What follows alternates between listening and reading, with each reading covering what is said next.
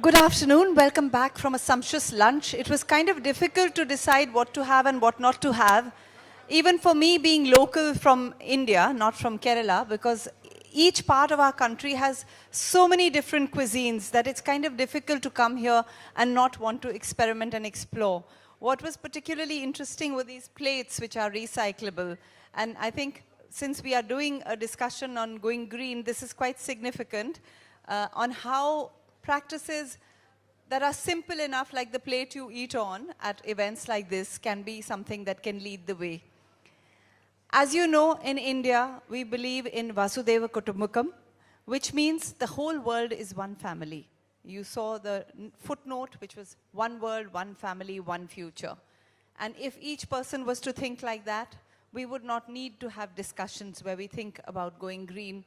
Being green would be in our DNA. Today, the hope lies in the youth because they are the ones who get very, very passionate and inspired to be working on this track. Ladies and gentlemen, I'd like to welcome you on behalf of the G20 Sherpa, Sri Amitabh Kant, to this special session on green development, need for an ambitious vision for the 21st century. So to start, I'd like to invite Litisha Varjri, who is from the Observer Research Foundation. She is the outreach and communication person, and who better to begin this session with than her? Thank you. Good afternoon, everyone. Green development. Just a decade or so ago, this phrase would have perhaps been an oxymoron. But as the world was recovering from the COVID-19 pandemic, new global challenges emerged. In an increasingly fragmented world, it is crucial that the major global project of achieving the SDGs and battling the climate crisis do not take a back seat. India's theme of Vasudeva Kutumbakam, of one earth, one family, one future, embodies the need to redefine our relationship with nature and ensure cooperative development for all. As the G20 will be helmed by 4 developing economies consecutively, it is an opportune moment to position the forum as the leading global governance mechanism for developing a new sustainable development pact between the global north and the global south. And India is well placed and motivated to create a cooperative agenda which can pave the way for such a pact. India's G20 priorities will be shaped by its own experiences. This is already evident in India putting forward a bold agenda for improving financial flows for sustainable development, for equitable climate action, and is setting the agenda for global sustainable consumption through the principle of lifestyle for environment, the LIFE movement. In this context, this side event on green development comes at the right time, the right moment to build on India's existing efforts at framing a representative, inclusive, and equitable new sustainable development pact. And I hope everyone here is as excited as I am for the discussions to come. Thank you.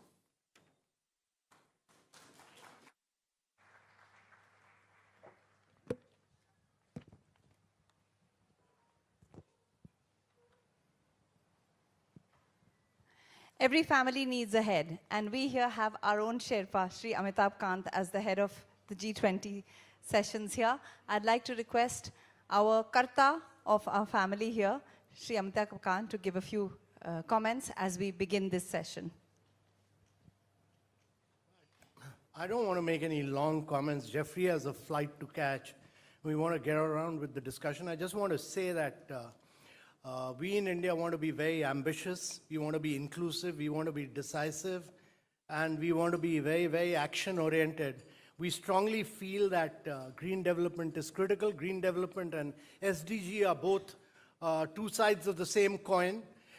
India's really pushed to be the first country in the world to industrialize without decarbonizing the world. Our ambitions are huge. We've already done 172 gigawatts of renewable. We strongly believe that India is climatically blessed. We have top-class entrepreneurship. We must defossilize the world. Electricity is only 20% of the energy, balance 80% is hard to abate sectors. This is refinery, steel, cement, long distance transport, which we need to really decarbonize, which would require us to use renewable to crack water, produce green hydrogen. The size and scale is important. We need to bring down the price of green hydrogen from $4.5 per kilogram to $1 per kilogram by 2030, and this would mean a lot of global free trade. What we are finding is the developed countries of the world are doing protectionism. IRA is a great act to push decarbonization, but it's highly protectionist in nature. And therefore, if you want to bring size and scale and bring green development, it's very key that we have free trade in the world for green hydrogen. Secondly, I think a lot of these issues will come from both finance track, working groups of Sherpa track, and also from engagement groups, plastics, oceans, financing, energy transition. It's multidisciplinary in character, and therefore we'll work with everybody together to really push for a green development agenda of the world. India is being very, very ambitious in this, but we'll try our best, and we look forward to all your suggestions and ideas. Thank you very much, ladies and gentlemen. Thank you so much, Sri Amitabh Kant. And now I'm going to invite Shamita Ravi, the person who's going to lead our next panel discussion, to come on stage with all our wonderful panelists. And then, of course, we will ask our keynote speaker to give that speech. So I'd like to invite all the speakers of the session. Yes, this is a new paradigm for sustainable and green development. And I'd like to invite Mr. Jeffrey Sachs, Director, Center for Sustainable Development, Columbia University, and Mr. Uwais Sarmat, Deputy Executive Secretary, United Nations Framework Convention on Climate Change, Honorary Bogolo Kenewideo from the United Nations Climate Change High-Level Champion Special Advisor, Africa Director, Mr. Anirudh Das Gupta, President and CEO, World Resources Institute, Ms. Shloka Nath, CEO, India Climate Collaborative. And now, on that note, I'd like to hand over to Mr. Jeffrey Sachs, Director, Center for Sustainable Development, Columbia University.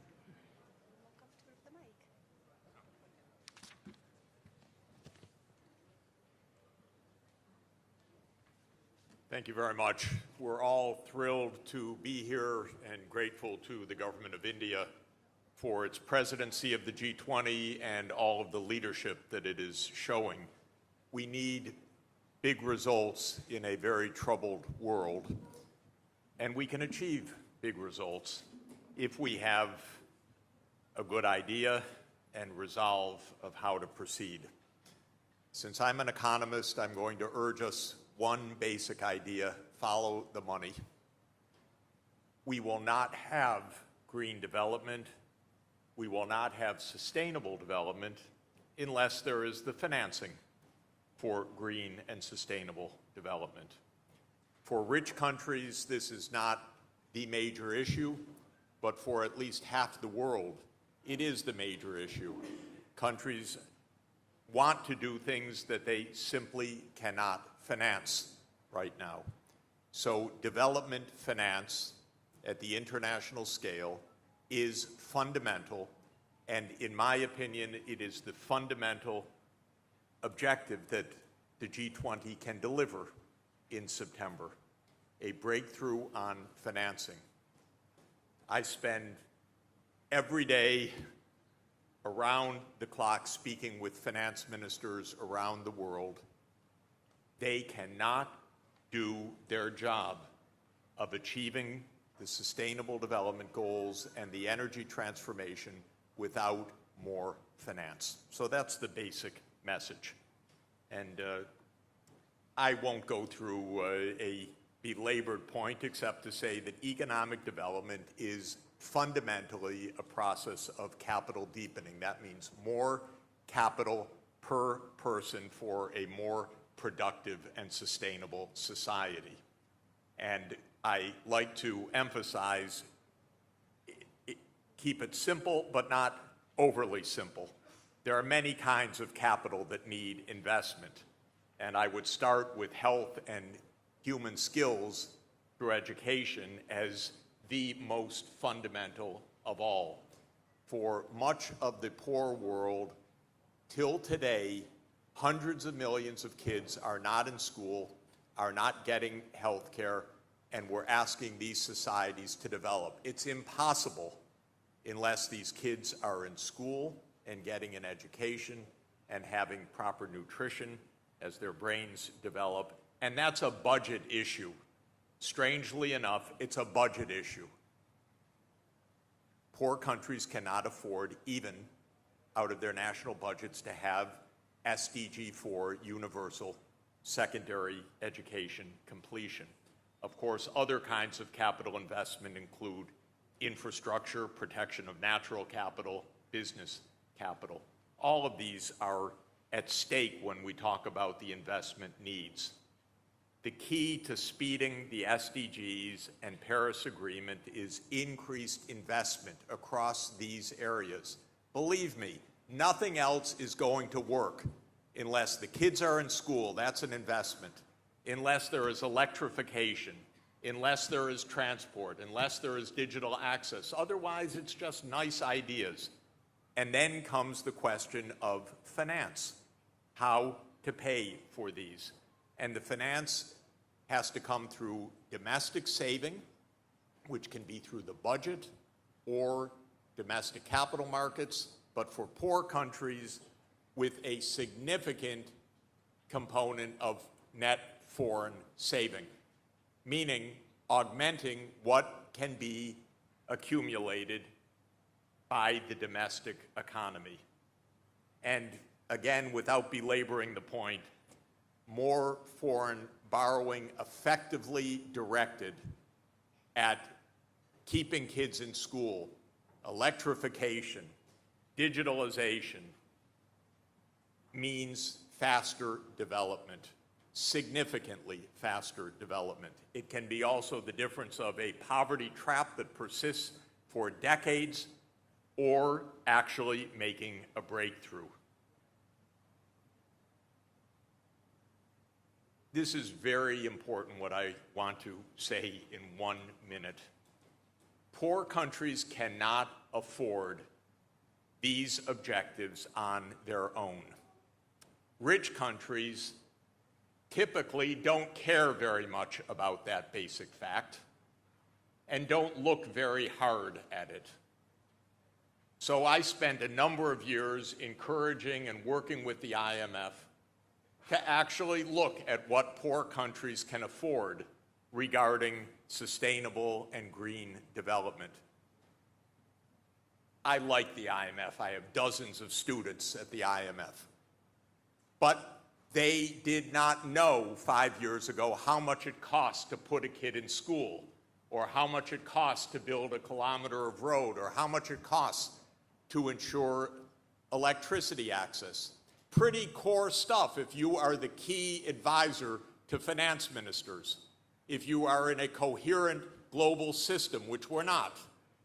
So I worked with them for a number of years, and they did excellent studies, especially the Fiscal Affairs Department, and they showed, lo and behold, poor countries cannot achieve sustainable development on their own. Full stop. There's a gap of hundreds of billions of dollars. It's not a matter of willpower. It's not a matter of caring. It is a matter of money. You want kids in school, you need a school system. You need a budget for that. When you add up these components, which again I do day in, day out, a poor country cannot manage this on its own. That's why we built a global financial development system, but we've never taken it seriously in asking at what scale should it operate? What should it be doing? So even on a subset of the goals, health, education, roads, water, sanitation, and power, the IMF estimated a $500 billion gap for its 57 countries eligible for its so-called concessional finance. That's not a bad estimate. I'd say we have about $1 trillion gap minimum for the poor countries, perhaps 1 to 2 trillion. That's not a scary or even big number because the world economy in dollar terms is 100 trillion this year. At PPP terms, $160 trillion. Global saving is $30 trillion. We're talking about a very modest part of global saving to make the breakthrough to sustainable development for at least 4 billion people. So we should aim at least for an incremental $1 trillion per year. If there are Sherpas here, please have your government learn what Excel is, a spreadsheet, and then how to do addition on the spreadsheet.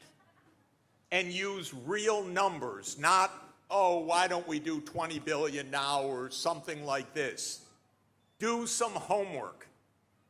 I'm a professor, I assign homework to the finance ministers. Do some homework about what is really needed and how to get it. The sign says, time's up. That is true. Time's up for the finance ministers, not for me. I'm going to continue for a couple more minutes. The IMF and World Bank debt sustainability analysis is all wrong, I just want to point out. It sets low thresholds for borrowing arbitrarily.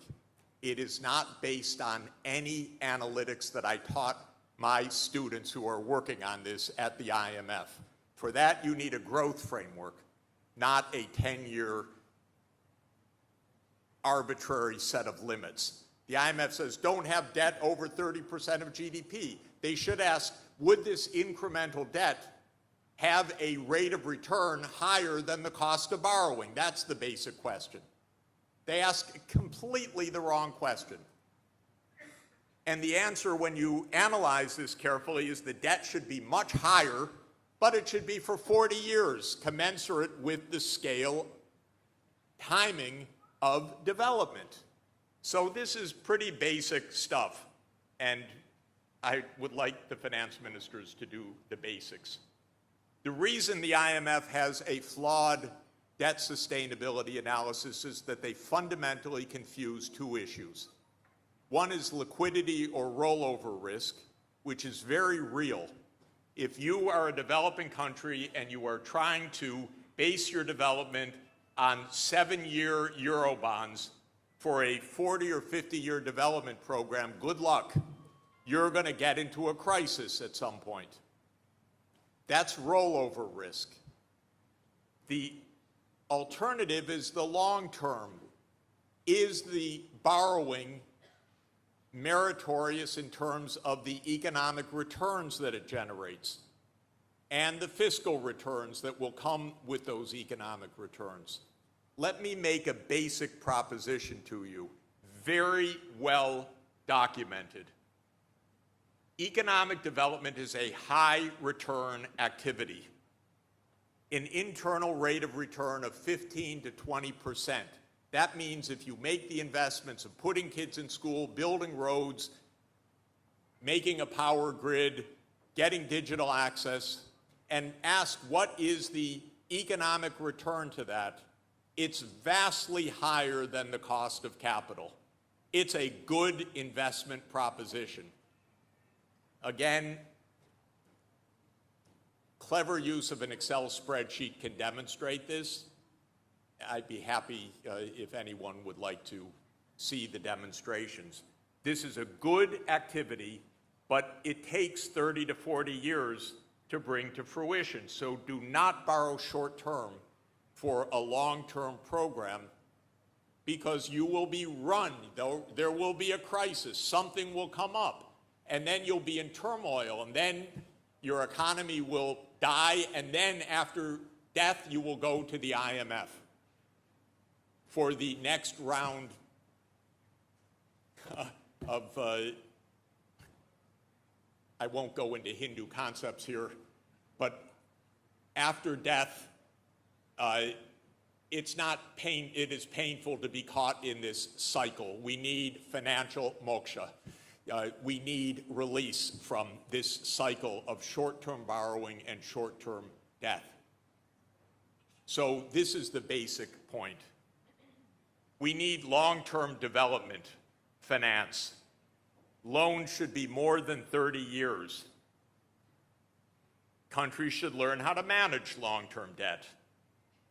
Liquidity crises can be avoided, especially by having long maturities. That's the number one way to do it. So what's the problem? The problem is we do not have, for half the world, access to funding at anything remotely like the scale that's needed.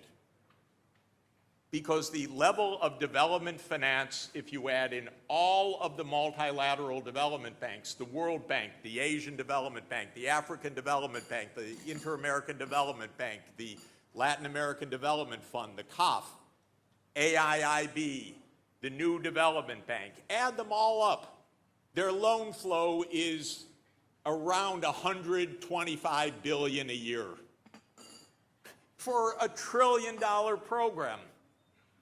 So you go to the World Bank and you get a tiny bit. This is faking it, ladies and gentlemen. This isn't solving problems. This is going through the motions of solving problems. We need development finance at the scale that is needed. And then we need a long-term framework, both policy and analytical, to show how this works. And by the way, we don't need grants for this.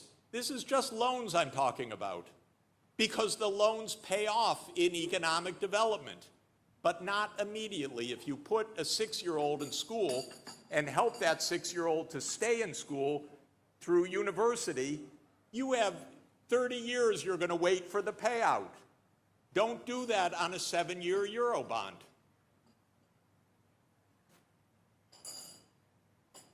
So existing finance fails badly. Half the world does not have an investment grade for credit. This, believe me, is the main point. Not a single low-income country has an investment grade credit rating, not one.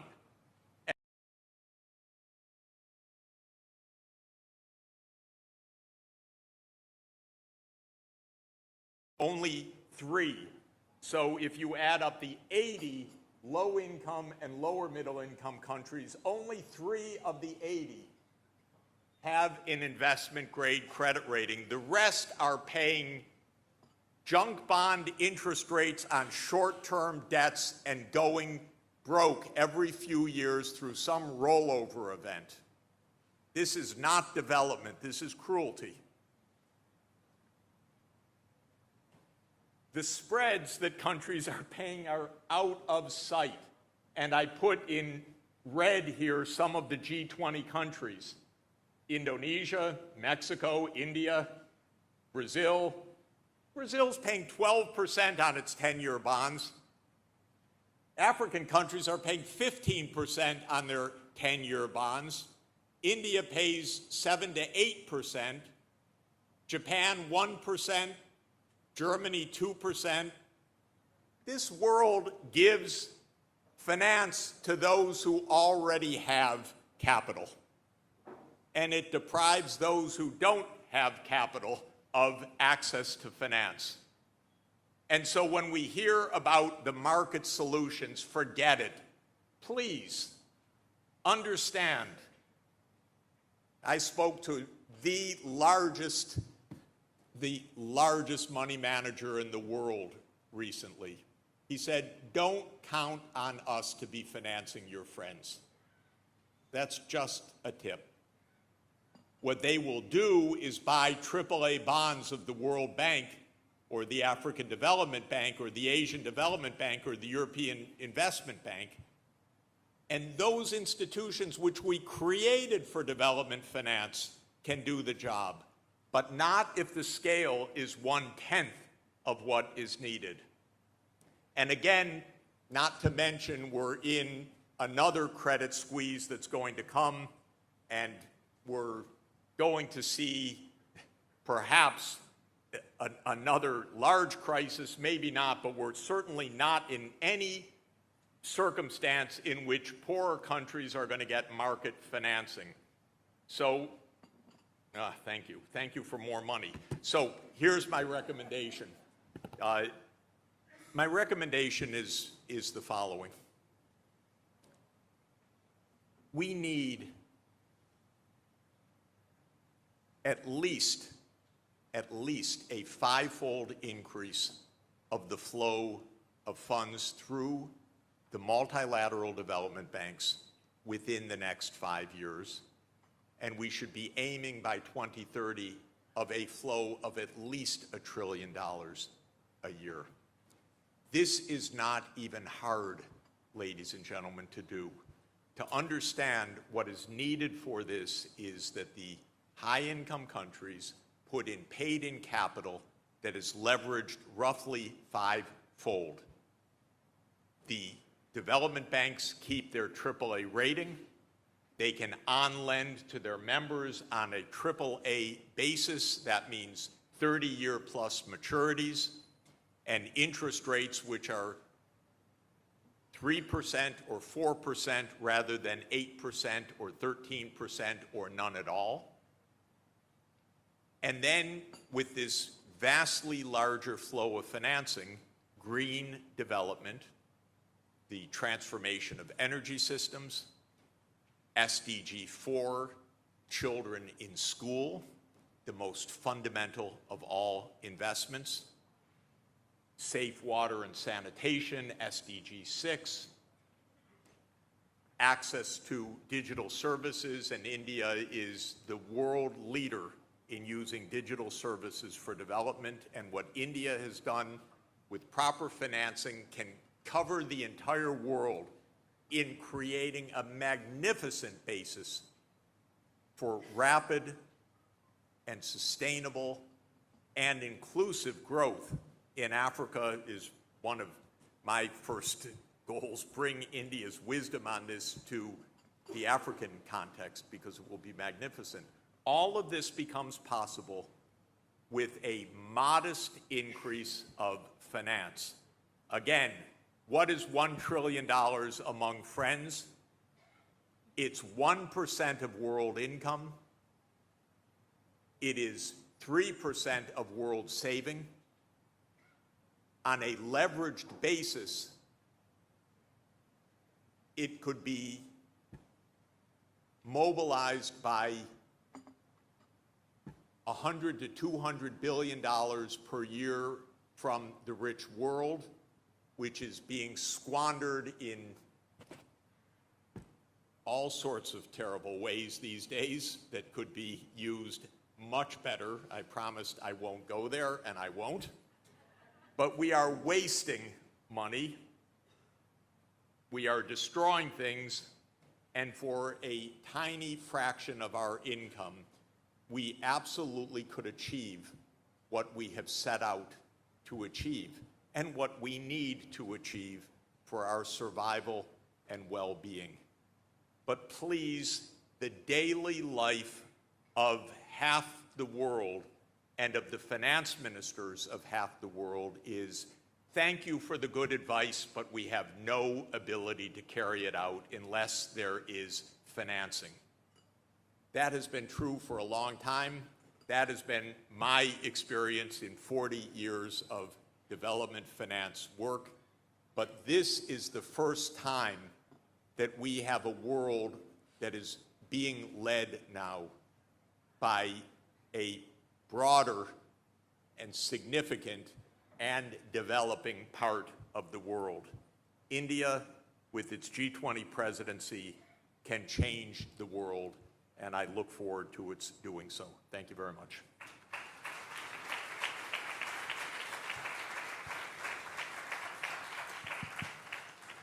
Namaskar. Good afternoon, everyone. Thank you, Jeff. I particularly enjoyed financial moksha. I think that's going to stay with me.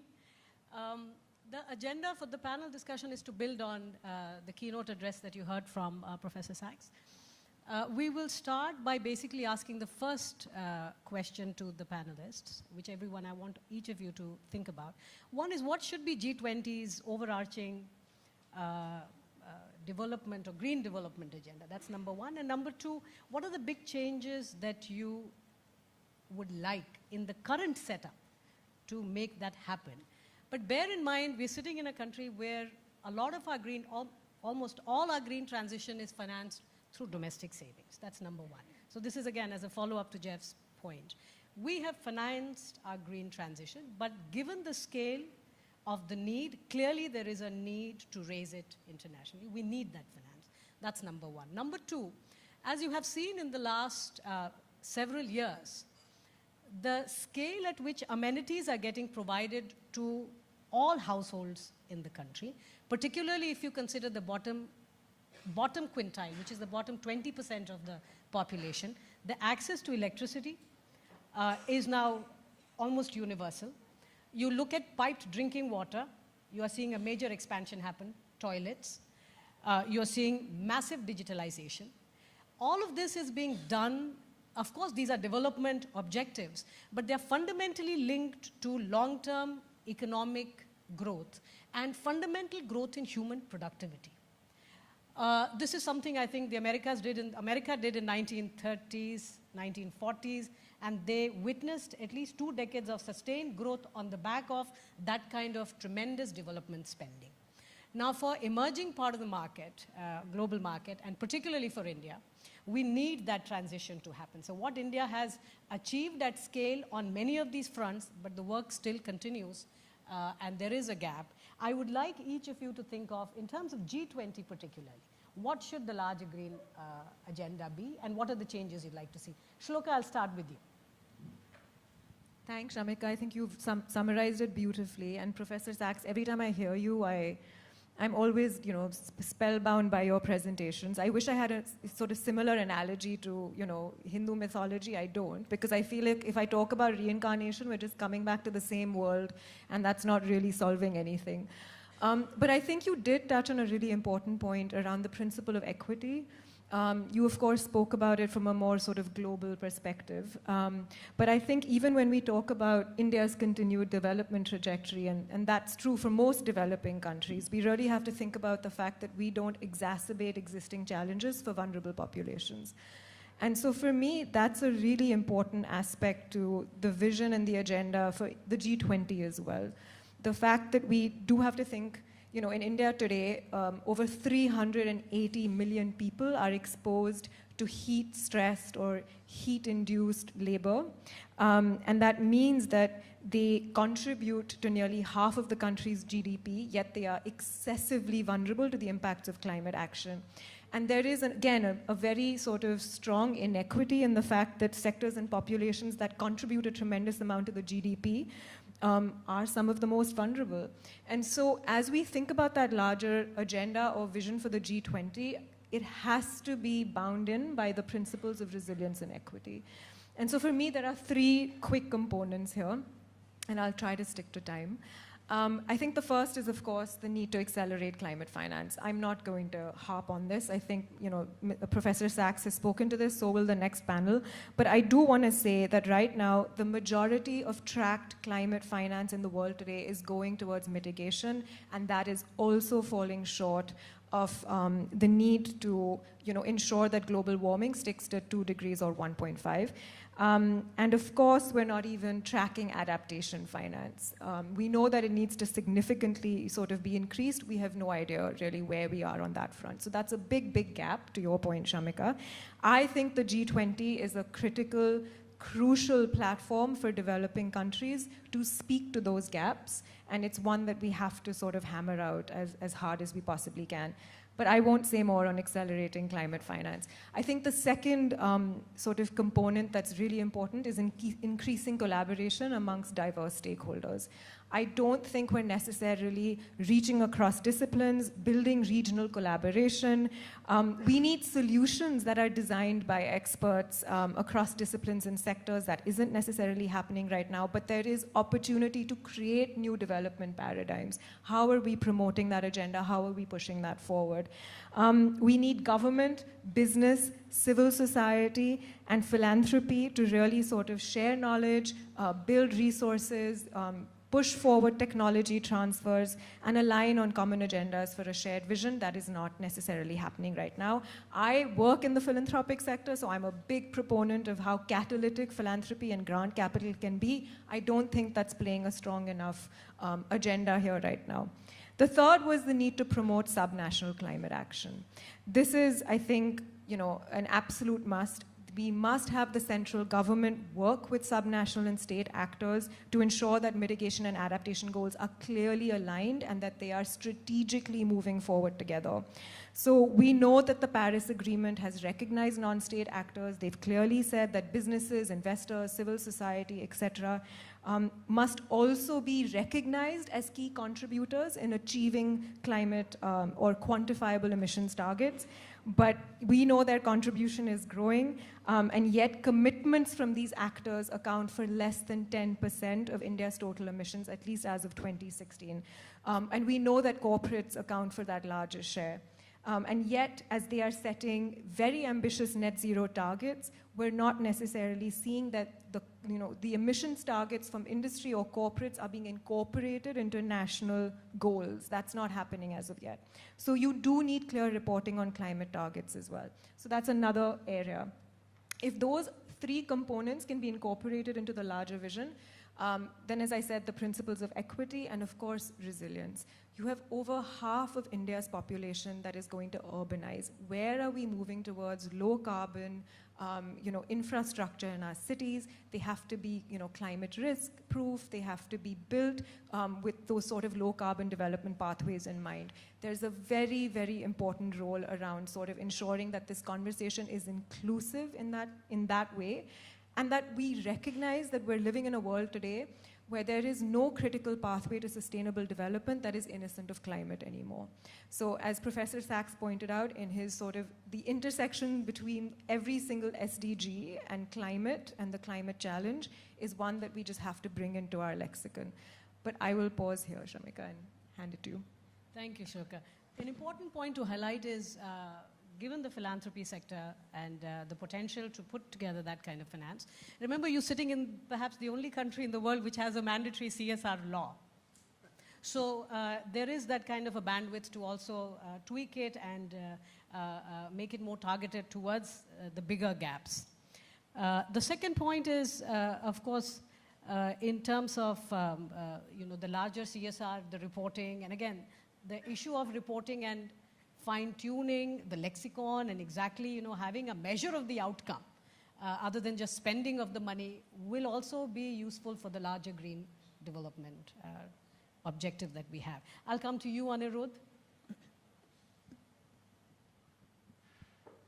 It's the same question, right? Same question, yes. First of all, thank you very much for organizing this. I just want to build quickly on Jeff's point. Jeff made a central point that economic development is good investment. And it is absolutely true. Not only that, connecting to the topic of today's discussion, we believe, and we actually do know how to use Excel. So we have used it often. And not only economic development is good investment, the only path to development right now is green development. I just want to underline that. That is the only path.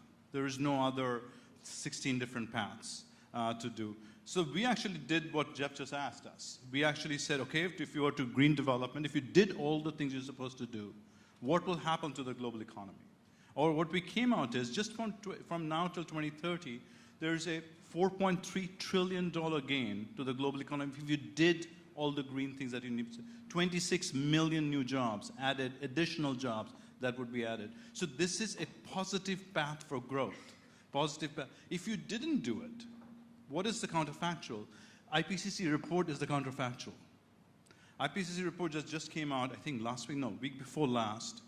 That said, 1.1 degree, which is today, we are living today in a 1.1 degree world, that the loss that we are seeing, just physical loss, not emotional loss, just physical loss is in billions of dollars. They calculate by 2030, it'll be $500 billion. That is 3 times the number Jeff said of total bilateral and multilateral aid that goes in. So that we will be actually losing more than we would actually being able to push through from our systems. Pakistan flood was 31 incident, was a $30 billion incident. The GDP reduced from 5% to 2% with one incident. So this is the fact. This is what Excel would do for you. But what does it actually mean if you did these things? And I just want to pick up what Amitabh was saying. We all talk about energy. Energy is a very important part of the transition. I want to underline, it is not the only part of the transition. Energy is very important. Energy transition to green energy is very important. So is to getting green energy to 700 million people who don't have energy access today. That is as important if you want a politically viable strategy to do these things in the front. So is agriculture reform. Agriculture, food production, all the things that we eat, all of us, actually is the major cause of natural system destruction today. Actually, single most largest cause of natural systems is because of food and fiber procurement. So that needs to be not only connected to change for protecting the earth, but also to make sure millions of 50% India's employment directly connected to land, 65% in Africa. If these employments don't change, we actually will not have the development outcomes Jeff just talking about. Finally, cities. Dr. Thank you very much. You raised cities. Most people in the world live in cities. Most poor people in the world will soon live in cities.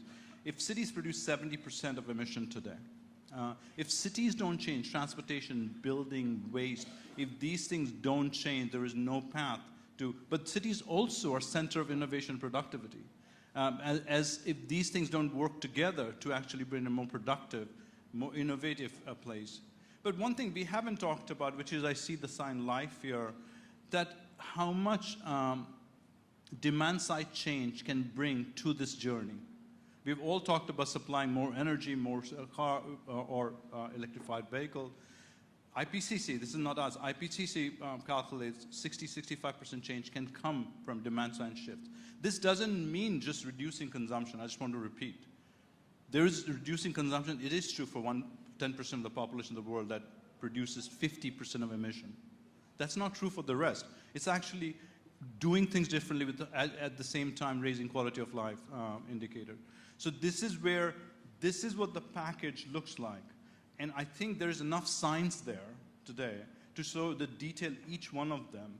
And I must point out, very few of this thing, except carbon capture maybe, that requires massive new innovation of technology. Some do. But a lot of things we actually know how to do that does require a massive innovation finance. I want to underline what Jeff was saying for us to get there. Thank you, Anirudh. On that, 2 basic points. You know, the whole millet mission that India has embarked on. Of course, food security is one concern, and nutritional security for us is another concern. But one that we don't talk about enough is ecological security, because millet has far more water efficient, the efficiency is far higher than the other cereals like rice and wheat. In fact, 6 times as much as rice, etc. So there is an attempt to change larger taste patterns as well. Particularly, again, remember we are $2,200 per capita per year, so we might be one of the poorest countries within the G20, but we know that the long-term sustainable change will require these things simultaneously. The second point is, and this is a recent paper that came out in the Economic Advisory Council to the Prime Minister, using alternate measures of urbanization, not our census of 12 years back, India might be anywhere between 60 and 65% urban today. So a lot of these conversations we are thinking of, we think 50% because we are thinking 12 years back. The real economy in India is moving much faster than we might actually be aware of. I'll come to you now, Bogolo. Thank you very much. It's usually very difficult to respond after so many people have said some points that you would have wished to echo, so I don't know about you, Ovais. I'm about to take all your points. I think that first, we shouldn't get too bogged down on issues around mitigation, which is where we tend to focus our energies on when we are thinking about green development. And we should have much more concerted efforts on adaptation and resilience. And in having that concerted thoughtfulness around adaptation and resilience, we think about the climate resilient pathways and development models and trajectories that combine both adaptation, mitigation, but have a really strong focus on resilience, because we see the increased vulnerabilities to climate shock. And so when we do that, it brings us to the point that Jeff was mentioning of that development makes sense. And when we do that, all of these development pathways will really bring us back to attaining the Sustainable Development Goals. And so I think that we have to really position within the G20 agenda strongly on adaptation and make sure that we are having policy responses that anticipate and cope with the impacts that we cannot avoid. The impacts that can be responded to in a timeliest manner. I mean, we saw the SG earlier this year trying to have a conference of response for Bangladesh, and you can't have a haphazard response when we know that the vulnerabilities are increasing. So we have to have a very clear agenda on how is it exactly that we're going to respond to these shocks that we know are coming, and that should be part of the policy structuring and mechanisms for the G20 and beyond. And we have to be very clear about advancing, for example, the ideas behind the Sharm el-Sheikh adaptation agenda from COP27, but also think about the various resilient pathways. So we need nature to attain our long-term climate goals. But we always talk about the decarbonization agenda, even within the global stocktake. So how are we actually going to pay and incentivize the protection of nature that is such a crucial part of a green development pathway when we do not necessarily ever come to an agreement on the commercial value of nature? So I think that is something else that the G20 should certainly be thinking about. The innovative financial instruments that can unlock the value of nature, it be the climate debt swaps or how we can be more efficient within the carbon market space. And finally, also think, I know there will be a finance panel, but also think about the climate contingency clauses within MDB loans, which allow for debt repayments to be frozen during an event of a climate shock or when there are issues, and how we also relate to non-state actors in the financial space. We should crowd in more private sector financing. And these are some of the objectives that have been set out by the COP27 group on sustainable debt. It's a debt coalition for COP27, and I would also encourage that we look at some of those outcomes and recommendations that have been highlighted out of there. And then lastly, a very critical point is accountability. We all make all kinds of pledges, and there will be pledges made out of the G20 process. But who do we hold accountable, and how do we hold people accountable? And I think this is a very crucial part.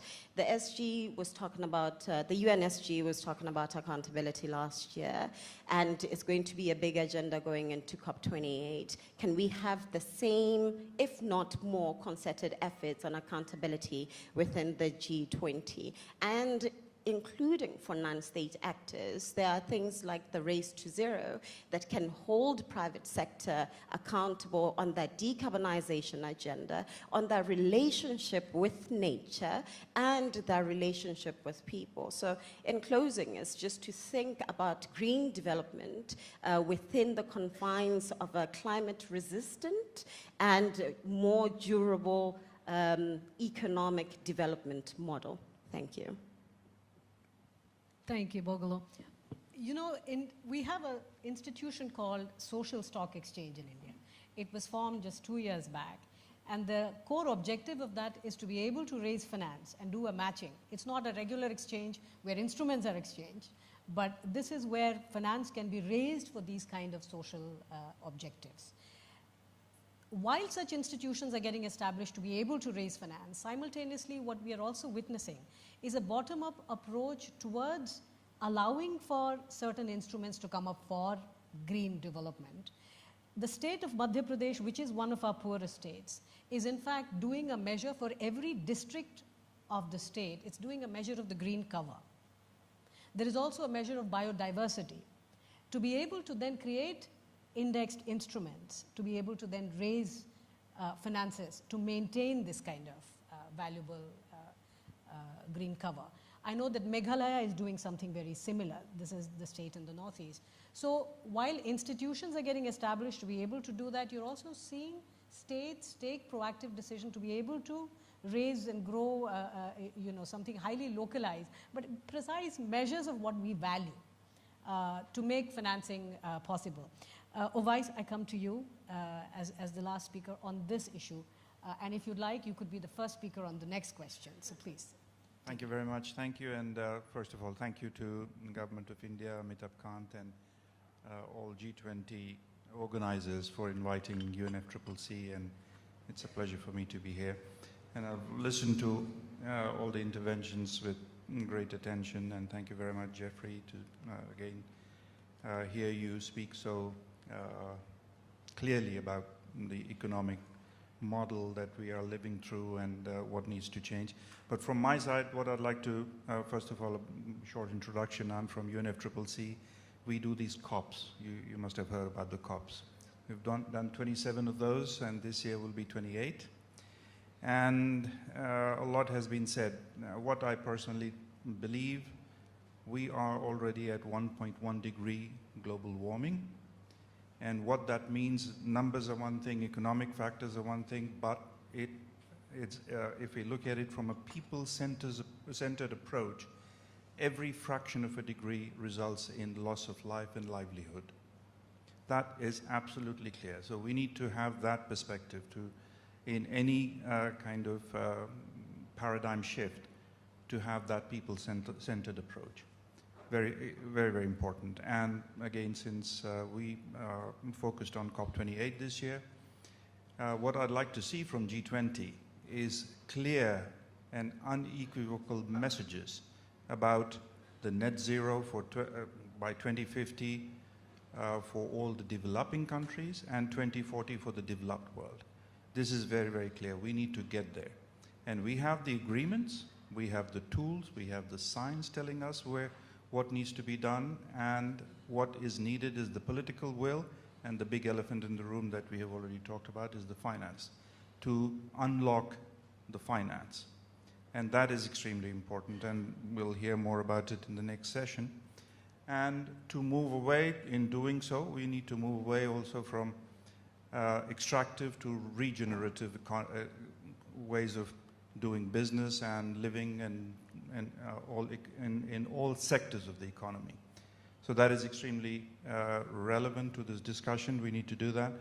And lastly, what I also believe and I see is this decade is decade of action, and we have huge opportunities if we do the right thing, because this year is also time for course correction. We've already heard from IPCC. There is the GST that is going to happen, and that will clearly show us where we are heading towards not a good trajectory. So there is a need for course correction.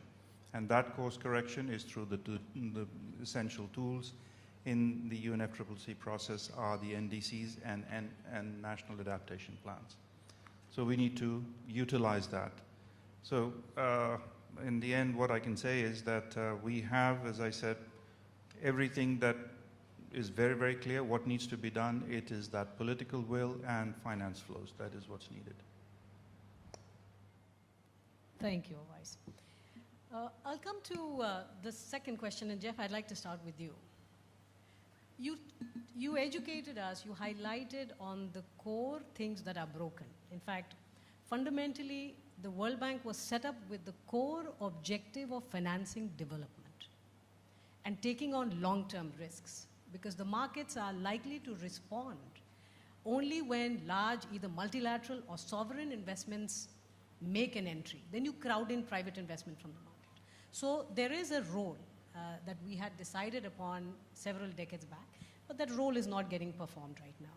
Now, given that we are in a situation like this, how can the international community be proactive in responding to the current and the future challenges and fostering the acceleration of progress on SDGs? What exactly needs to be done? And you have 2 minutes.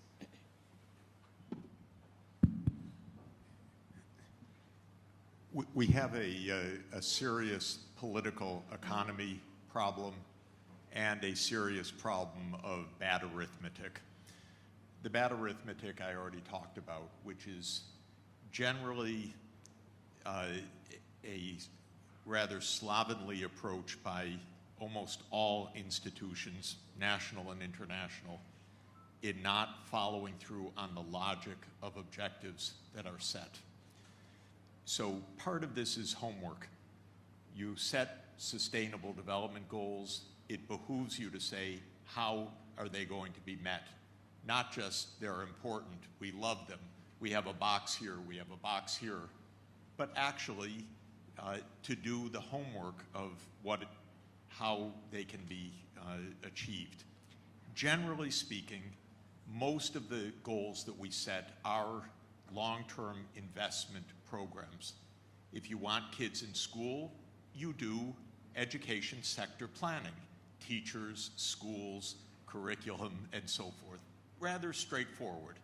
If you want a health system, SDG 3, these are known things. People go to schools to be able to design these things. We do not have a serious effort or capacity intrinsically in international institutions or even in our governments to take goals and turn them into plans. So this is, again, the homework assignment. WRI can do that. It can help advise any government how to do this. We need those. And for UNFCCC, I would like to see more emphasis on the low emission development strategies, Article 4.19, which says, don't tell us about the next 8 or 10 years, tell us about 2050. What is your plan? 2050, oh my God, we haven't even thought about that. Make them think about that, because this is a long-term process. And of course, it's not even long-term to 2050 anymore. Then comes the money. What's the problem with the money? The problem is the rich countries don't care, okay? They don't care. There's no one in the US Congress that says, oh my God, people are poor abroad. Nobody. Believe me, 40 years, I figured it out. They don't even try to care anymore. But they are part of this international family, the one family. They have to be held to caring. It doesn't come naturally. But that's why we have the G20, not the G7. The G7 is 7 rich countries getting together to not care. The G20 is the whole world getting together, having to care. That's why we have the G20. What's important about the G20 now is that India is a world leader. China is a world leader. Brazil is a world leader. These are not just, oh, isn't it quaint that they're sitting alongside country X? No, this is our world. So this is why the G20 has to say, ladies and gentlemen, let's get out the spreadsheet. There's no other meeting. This is the meeting. So this is really difficult to emphasize. If the US has its way, oh, it's inconvenient, we don't want to ask Congress, they don't like this stuff, they don't even know where all these places are on the map. And we've got an election coming up, and so why don't we say we care? Okay, that will not get the world safe. But 20 countries that represent almost 90% of world output. And I keep saying, please invite Africa as the G21 and bring in 1.4 billion people, another $3 trillion of GDP, and the voices of a crucial part of the world that will be the most populous part of the world in the 21st century. Bring them to the table. Then we have a perfect discussion, and everybody has to have responsibility. And then, honestly, I know, I'll just make a very personal remark. 50 years ago, I took introductory macroeconomics. 50 years ago, okay? This spring, I walked into a classroom and there was this wonderful young assistant professor, fresh from Yale. Her name is Janet Yellen, okay? She taught me macroeconomics. We've been friends for precisely half a century. She knows how to do growth models. She gets all of this. She said we need to go from billions to trillions in an important speech last year. Let's take the G20 process seriously. It is the discussion in the whole world to get this right. That's an excellent point, and also a sense of urgency around it. Shloka, the role that the G20, or in this case, of course, by extending the larger multilateral system and perhaps governance, big reforms within the multilateral system to be able to do what they were set up to do. In terms of philanthropy, because that's a sector you come in from, what role do you see philanthropy in terms of plugging this gap?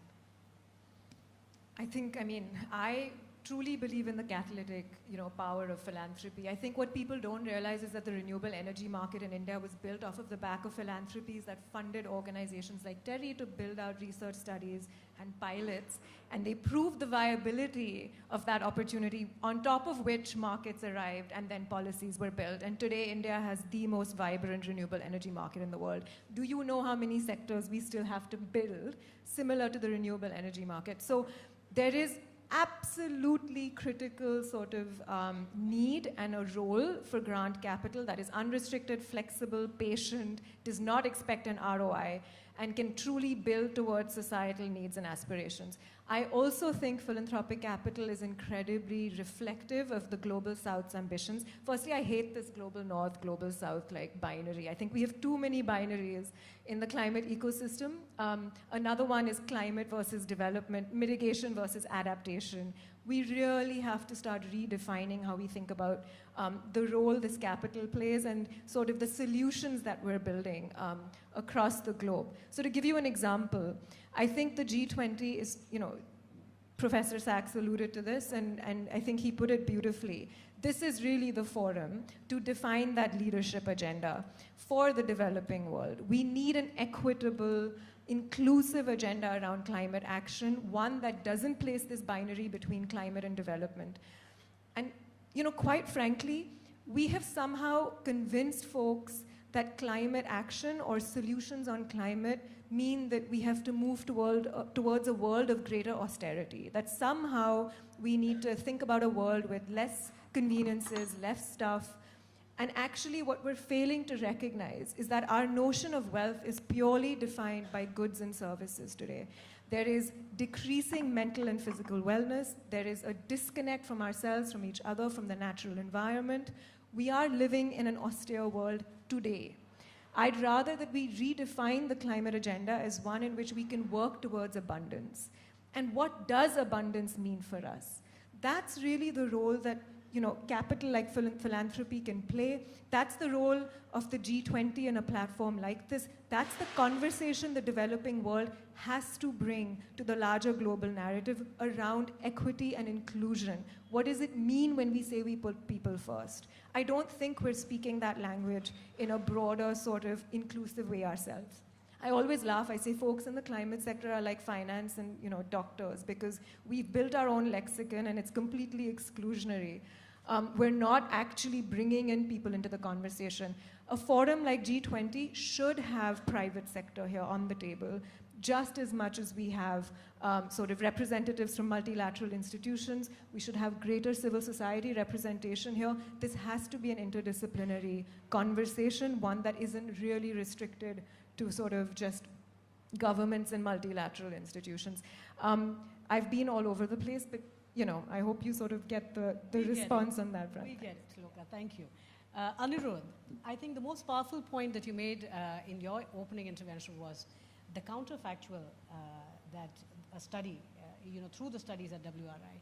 So in some sense, could there be an attempt to do this cost of inaction, a kind of a frightful study? Perhaps that is what is required in terms of the larger point Jeff is making in terms of the urgency of getting people on the table too. So could we do something on cost of inaction at WRI?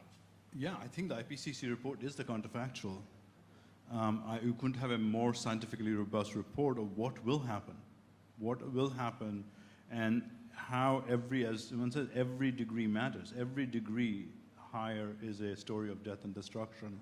But I also think the other part of the story, I just want to underline what Jeff just said.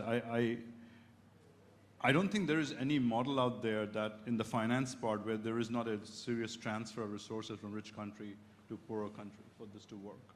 How that happens, whether it happens directly to the World Bank, it's irrelevant. That transfer has to take place. And I also want to underline this point I think, Jeff, you were making. It is absolutely fundamental that sorry to use Global South, but emerging economy, that's the other thing that I use these days, but I'm using Global South for a minute, that India is leading this, and Indonesia led this last year, and Brazil is going to lead this next year, that these innovation and solution of the new story will come from Global South. And it is so much more powerful, and I can't underline that enough, that this change has to happen. But I do think the story that needs to be underlined, that it's not just one thing needs to happen. It's a story of economic transition where 3 outcomes happen. Not only we have a decarbonized world, that is very important. I think everyone gets it. But we need a world that is actually, we are not extractive to nature. We coexist with nature, because the science of nature and climate and people is exponentially better than it was even when Paris was written. That we cannot, I was in the water conference last week. The whole point there was to think about how water needs to be thought as a system rather than silos. That it needs to be a system, how that impacts everything we're doing, human activity, of course, but many other things. But the bigger point is that this transitions are hard, this will be hard too. The outcome is actually very positive. And I don't think we talk about positiveness of the outcome. We talk about the sacrifices that is needed. It's all a story of sacrifice.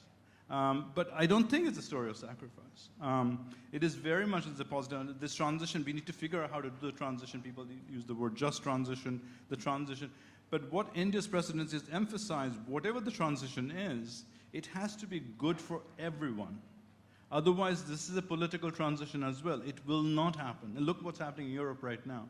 Germany just had a fight with the EU on internal combustion engine. I hope that got resolved. But what I'm saying is these are the kind of things that will happen in the transition that we need to learn from. The last thing I want to take Jeff's point about finance. Jeff, I agree with you. I think the multilateral development banks absolutely have to change. And I think Amar and others are going to talk about it next panel. But we don't see a path out of here that doesn't include a massive amount of private capital flowing into these issues, together with philanthropic capital and public capital. So I think, Shloka, you talked about, we need an amazing new kind of partnerships that builds these things together, that actually builds system change that is required across, and not single solution. And Jeff's point, a long-term vision of what needs to be changed. Thank you. Bogolo, you have a minute. Thanks. Thank you. You know, I was just reflecting on the word transition and remembering some words from a lady in KwaZulu-Natal, actually, who said, you keep talking about transition, to something as if we already had something. And so transition, the way it's couched, prepurposes that we were somewhere and now we need to change the way we are consuming or the way we're producing, while some of us are merely just trying to have. And which is why it's important that in these conversations of climate and development, we speak to a green development pathway that is inclusive to those that are in a position of have not. Because otherwise, if we focus on the transition, we are once again increasing inequalities that a global and multilateral system has actually increased.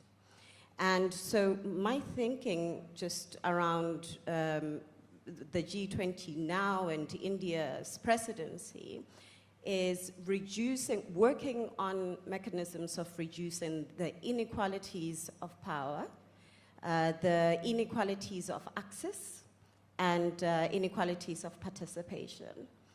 And so in that model, then we start to consider how is it that we provide the same kind of development and privilege for us to think in this particular instance, we would rather transition into something. But if we start off in those areas that currently do not have with a green development pathway, we are already driving in a sustainable and climate resilient model. So that is the kind of space that I'd also like for the G20 to consider. Not all of us at this moment have dealt with issues of sanitation, and not all of us have dealt with issues of access to water. But we do certainly hope that by 2030, there would have been progress in those spaces. And then it just all takes us back to issues of finance that we're going to talk about, that is going to be talked about later. But we cannot really get enough of speaking to the importance of the flow of finance to enable the green development pathway. Because we will not, talking about decommissioning a coal plant without extremely increasing access to green finance for the development of renewable energy will not produce a sustainable development that is people-centered as we wish to deal with. If we don't deal with inequalities, then we will be back here talking about how people are not taking care of nature and how people are not helping us meet the long-term climate goals. How can they when they have nothing to eat? Excellent. Vice, any thoughts on the existing big gaps? Yep, thank you. 2 points. One is, Shok already mentioned about multilateralism, that the multilateralism, as we know and we've gotten accustomed to, is multilateralism between governments. But where we need to go, and I see that in the COP process, is now it's becoming more inclusive multilateralism, where you have civil society, private sector, and very importantly, the youth. And that's where I'm seeing also many governments and many parties who are including those in their formal delegations, and they are sitting in the rooms and influencing the decision. And I would like to see more of that, and that's something that G20 could take that more seriously. And second point is about behavior. Article 12, I believe, of the Paris Agreement is extremely clear. We talked about education, but we also need to incorporate and internalize and integrate climate education right from the beginning, because the behavioral change, the societal change that we need to bring about is only going to happen through a longer term education right from the beginning. Thank you. So that brings us to the end of the comments from the speakers. We have 2 minutes. We'll take a few questions from the floor. If you can pass the mics around, please. You can start right there. Yeah.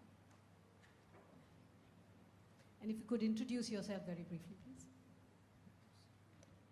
Hi, Harsh Vijay Singh from World Economic Forum. Thank you for the very interesting panel. A number of points were mentioned, mainly around accelerating SDG progress. One thing I wanted to highlight was the element of transparency, especially given that the collective action nature of SDGs relies on international collaboration, for which trust is essential. And we have so many parties intervening and trying to help each other out. Transparency on the progress of SDG is essential.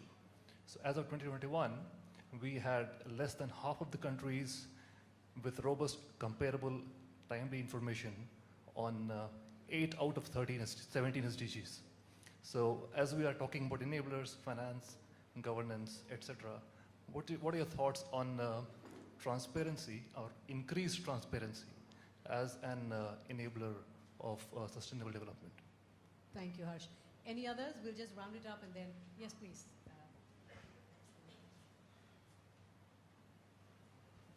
And to the panelists, please think about these questions.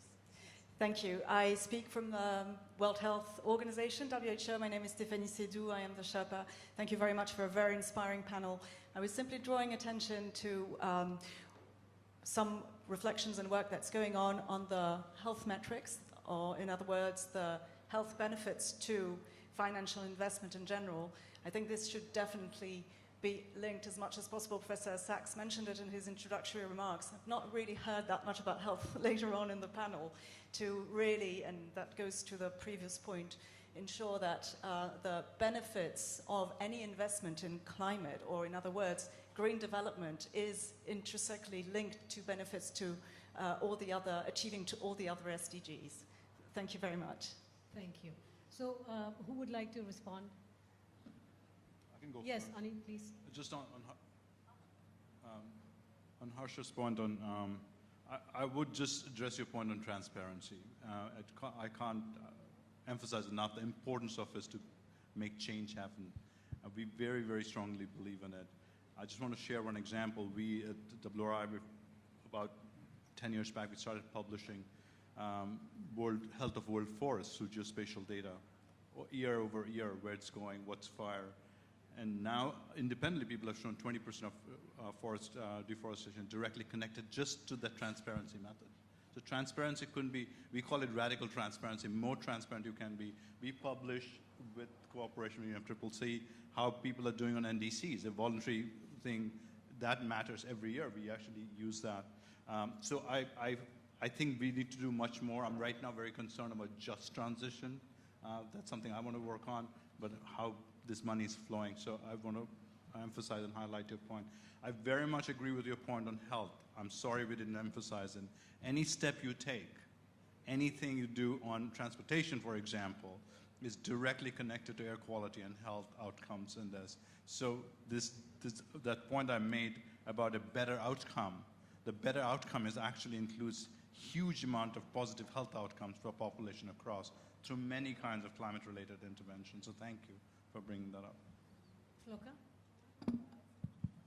I wanted to make a couple quick points. First, on health, of course I agree on the health benefits, but I'd also like WHO to produce cost estimates of achieving SDG 3.8, universal health coverage. I led a commission for WHO 23 years ago called Investing in Health for Economic Development. We costed the basic health system 23 years ago. We need that costing from WHO now so that we can say that's part of the financing needs. And I would really encourage WHO to do that. I wanted to say a word quickly about the private sector. Of course, we need private finance for a lot, and private finance can do a lot just as private finance. And I think a great deal of the telecoms and digital investments are a demonstration of that. There are many things that private capital cannot do. It will not put children in school. It will not make universal health coverage. It will not do many basic infrastructure needs. Some yes, many no. It all depends. It will not do climate adaptation. for which there is a great societal return, but not necessarily a monetized return. So there are many issues. But my heart sank 10 years ago at the start of the SDG period when many private sector financial leaders were brought to the UN because eyes were dazzled by the trillions. And I knew that the money would not flow from their accounts to the things that were important. It was a distraction. Maybe you needed some economics to understand that because it's easy to be dazzled by somebody who has $10 trillion under management.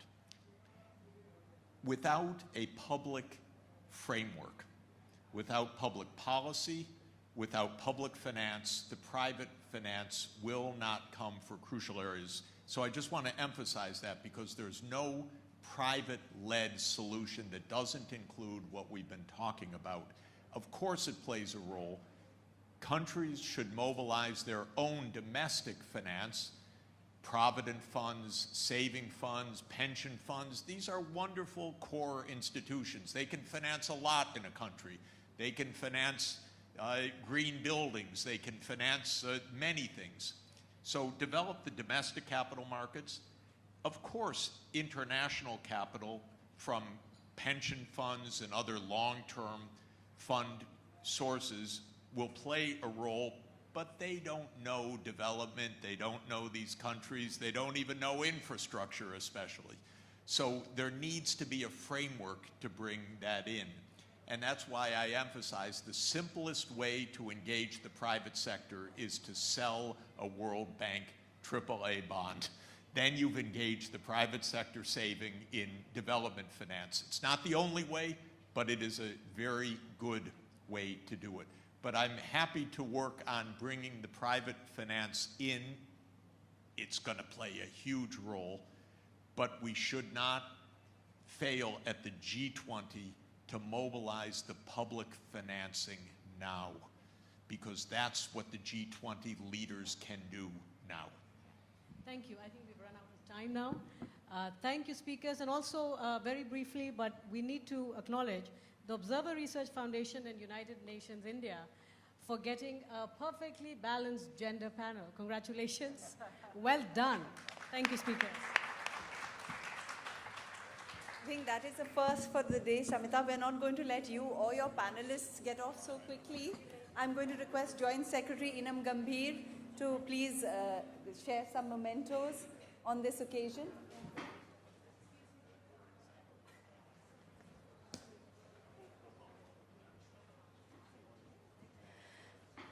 So it's really been a privilege to have you with us. I'd like to request Inam Gambhir to please give our moderator, Dr. Shamika Ravi, Member Economic Advisory Council to the Prime Minister of India.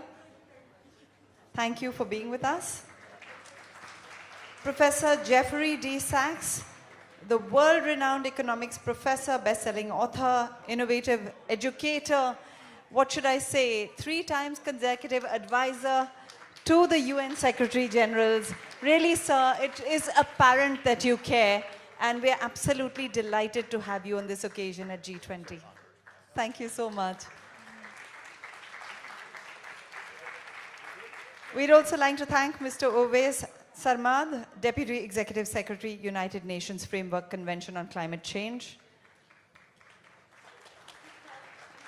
We'd like to thank Honorary Bhogolo Kenewendo, United Nations Climate Change High-Level Champion Special Advisor, Africa Director. She has also been Cabinet Minister of Investment, Trade and Industry in Botswana.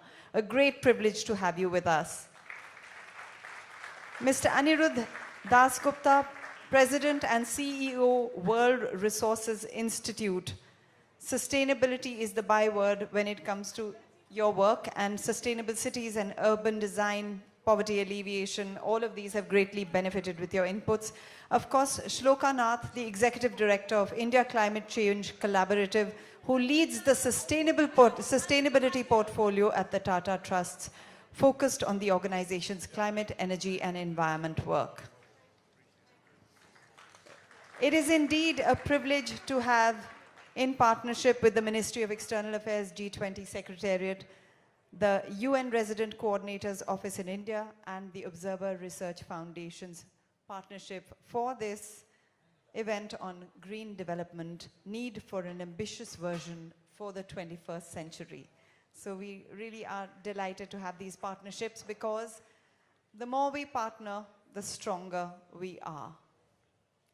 Moving on to the next session, the plenary session 2, green development and financing for SDGs, including climate action. I'd like to invite Ms. Lily Hahn, Director, Innovative Finance, the Rockefeller Foundation. She leads the Global Economic Recovery Program focused on development and climate finance, and her work focuses on policy and advocacy. Lily, thank you for being with us. I'd also like to invite on stage our keynote speaker, that is Mr. Avinash Prasad, Special Envoy to the Prime Minister of Barbados on investment and financial services, and member independent high-level expert group on climate finance. It's a privilege to have with us Mr. Amar Bhattacharya, a senior fellow at the Center for Sustainable Development, housed in the Global Economy and Development Program at Brookings. Sir, your work focuses on the areas of global economy, development finance, and global governance, and links between climate and development. So we are indeed privileged to have your inputs with us. Please do join us on the stage.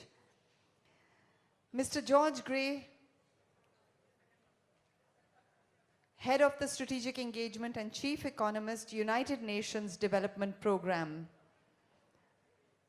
We're delighted to have you. And when it comes to poverty, labor markets, and social protection, you are the authority in Latin America. Thank you for being here. Our panelist, Dr. Nina Fenton, Head of Regional Representation, South Asia, European Investment Bank.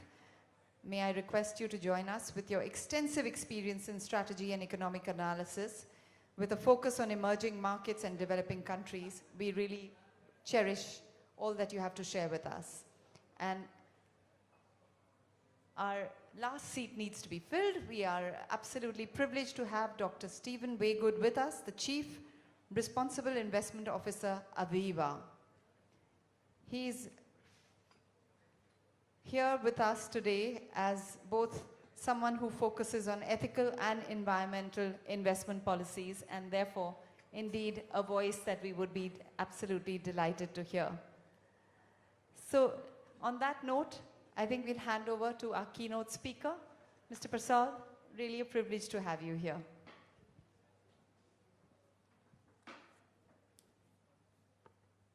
Good afternoon. Thank you very much. Thank you very much for the invitation. It's a great pleasure to be here. I always feel a strong sense of homecoming when I return to India. But it's a special pleasure to be here today because we are at a critical juncture. We have a special moment, a moment that has not been here before, a moment that may well not come again, a moment in which we can make historic change and progress. And so we've heard a lot already today, powerfully, from Jeff and the panel, imploring us of what needs to be done. And what I want to talk to you today about is how we do that. What is it that we can do this year to move us forward on our objective and our goal?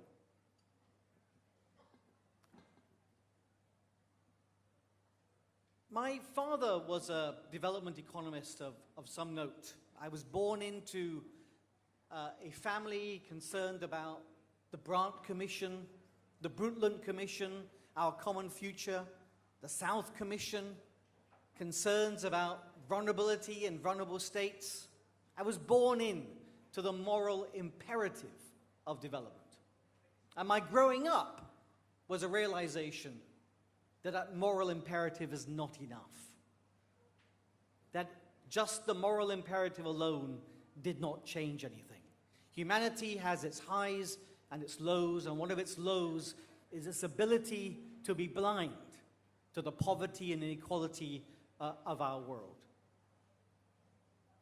So we sometimes reach for enlightened self-interest, making people realize that we live in a common world, in one world and one family and one life.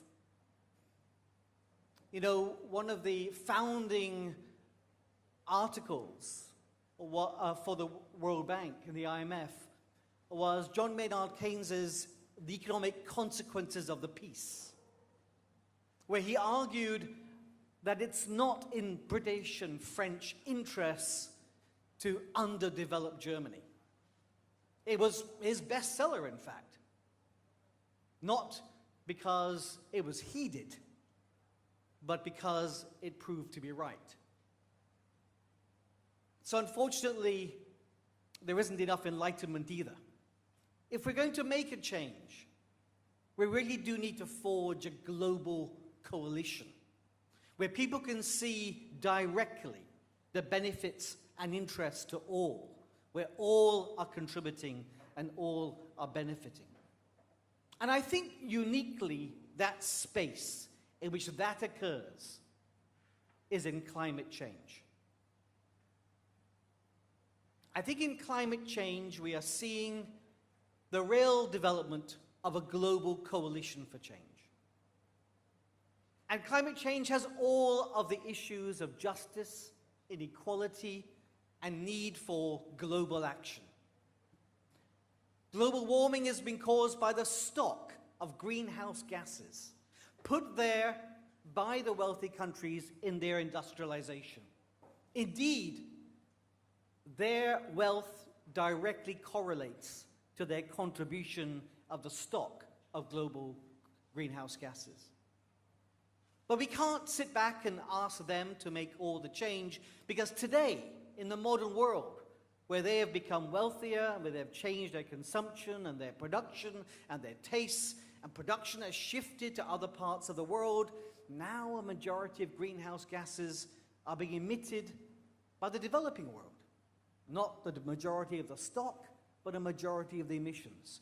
We have a carbon budget of 15% left. And if we want to save the world from 1.5 degrees, which is not a target, not a goal, but a limit, then we need to find ways of reducing our emissions.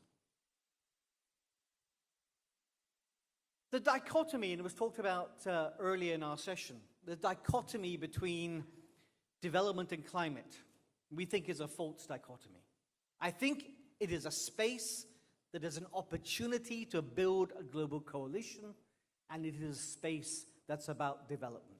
When you look at those who are most vulnerable to loss and damage from climate, who are most vulnerable and most need adaptation, you look at those who suffer in development, look at those who suffered most during COVID, look at those who suffered most during the global financial crisis, you find these are all generally the same people.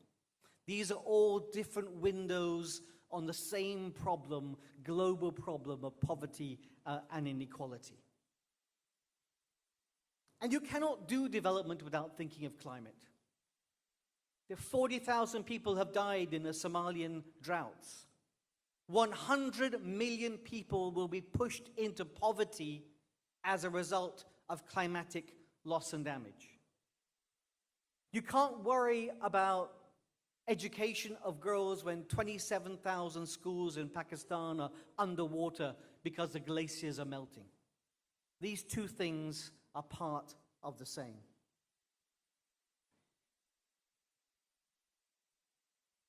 So how do we achieve change for development and for climate change?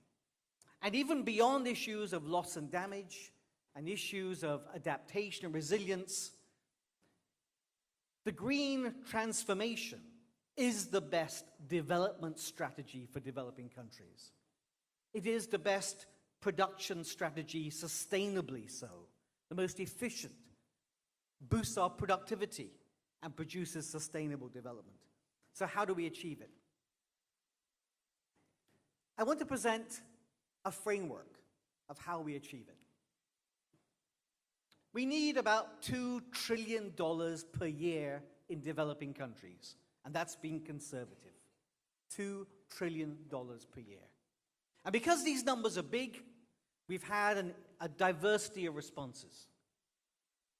Some in the countries that have contributed most to global warming are putting their bets on technology will solve the problem. Insurance will solve the problem. Financial innovation will solve the problem. And others are saying, well, you caused it, you've got to pay for it. None of these solutions would get us to where we need to be. We need to break down what we need to do into three. There are those things for which revenues are attached. Much of the green transformation, some of the investments in nature capital, some elements of adaptation, though not much, have revenue streams attached. Then there are things that don't have a revenue stream attached, but where they are savings, for which we can borrow for to benefit from these future savings. Where there are revenue streams attached, we need to involve the private sector. Where there are savings, we need to shift the multilateral development banks so they are playing a much greater role, where we are doubling and trebling the amount that they lend. We're releasing $1 trillion extra. This is possible. The G20 Working Party highlighted the fact that we need to employ callable capital, SDRs, and if we do so effectively, make callable capital callable, we can create that headroom. And that headroom needs to be focused on those investments and adaptation and resilience for which there are not revenue streams attached, but there are savings to be had. And then there's stuff that there are no revenue streams attached. There are no savings, but we need to do. And much of that is the loss and damage agenda, the loss and damage from climate change. Some of the investments we need to do in nature capital, in reforestation, in defending our biodiversity. Some of these things, no revenue streams, no savings. We need grant money for that. We can limit and focus the grant money on those things that we can't get revenues for, that we can't save for, but there's still that check that needs to be written. It's not a check for everything. It's not the biggest check, but it is a check. And we need, because ODA budgets, overseas development assistance budgets, they're getting no bigger. They're shrinking. I say that governments are not getting elected to fund the foreigners. They're getting elected to deport foreigners. In that world, we need to find a way of focusing the grants onto those things that cannot be funded in any other way, but we need those grants. We need new additional revenue streams to fund those things. We believe the fossil fuel industry needs to make its contribution.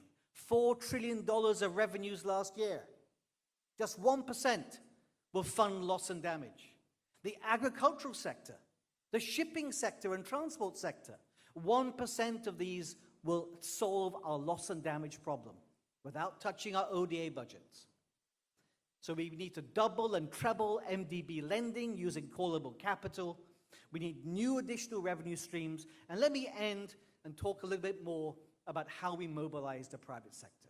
Because yes, and it was discussed a little bit yesterday, just a moment ago, 70% or more of the funding we need can only come from the private sector. Developing countries don't have the balance sheet for it. Philanthropists can play a critical role, but they don't have the balance sheet for it. We're talking about almost $1 trillion, over $1.5 trillion per year. But that private sector is not coming to developing countries today because the cost of capital is too high. And when we say that, people say, well, we need to reduce risks. Cost of capital is high because it's risky. And the multilateral development banks say, well, the problem is developing countries don't have the right policies. They don't have the right regulation. They don't have the right plans. They don't have the right investable projects. The hidden agenda there is, it's your problem. You need to get your act together. But if you actually look at the cost of capital, the cost of India borrowing versus Germany borrowing, the cost of an Indian project in solar borrowing versus a German project, over 75% of this cost of capital is nothing to do with the regulation, with the individual project plans. It's a macro risk problem. It's a currency risk problem. We live, if you look at the fundamentals of Bokolo on the other the panel is from Botswana, a country with better economic fundamentals than any country in Europe today. Better economic fundamentals than any country in Europe today. Its borrowing costs several hundred percentage points higher. It doesn't have an ECB. It doesn't create an international reserve currency. We need an international body that uses callable capital, uses SDRs, sits in the middle of our multilateral development banks, being able to use their capital and their liquidity, whose purpose is to lower macro risks for investing in green transformation, and lowering that cost of capital and driving $1 trillion plus of investment in developing countries. And that is the framework I wish to leave you with. They are things with a revenue stream attached, for which we need to mobilize the private sector, but they will not come on their own. And it's not just about getting your plans together. It's about lowering macro risk. There's a role to be played for within the network of the multilateral development banks, a new agency, a green, just transition, financing trust, a green, just transition with a financing element to lower the cost of capital, the macro risks. We need to double and treble the MDB lending and focus that on creating resilience and adaptation, things the private sector is not going to do. And we need to create new additional revenue streams for the loss and damage that you cannot borrow for and you cannot insure for. Insurance works when you've got uncertainty but a steady risk. Climate change is an uninsurable event, a rising risk with rising correlations. We need grant money for that. And let me end with a few things where you do not need money at all for. Because really, I think the moment here is to put feet to the fire. It is a moment to say, do you really care? Because previously you have said it's about money, and here's a solution that's not about money. Here's a solution you can fund today. We need to change the global financial system. We need to have natural disaster clauses in every debt instruments. These are clauses which are not a bet on climate change or natural disaster, reshuffle payments across the payment stream. So when you have a natural disaster, you have a 2-year pause. And then those payments are added back on later. It's no cost to the creditor, but the borrower gets a different phasing of payments. If everybody had these during the COVID crisis, it would have released $1 trillion of liquidity in developing countries. No instrument comes close, costs nobody anything. We need countries to start putting natural disaster clauses. We need the IMF to start playing the role of a liquidity player of last resort for countries. We've just seen last week what the Federal Reserve does when banks are under pressure in America. Billions of dollars of short-term liquidity is provided. Universally to the market. No conditionality. We give it to everybody so that there's no opprobrium, there's no stigma. How do we do it internationally? Come to us, case by case, conditional. We need market-wide access to liquidity. Again, something that in the long run costs us nothing. So that is the agenda, ladies and gentlemen. There's not just about imploring that we need to do something. Here's a plan. A plan with ambition, a plan that's achievable, a plan that we can champion today. Thank you very much indeed.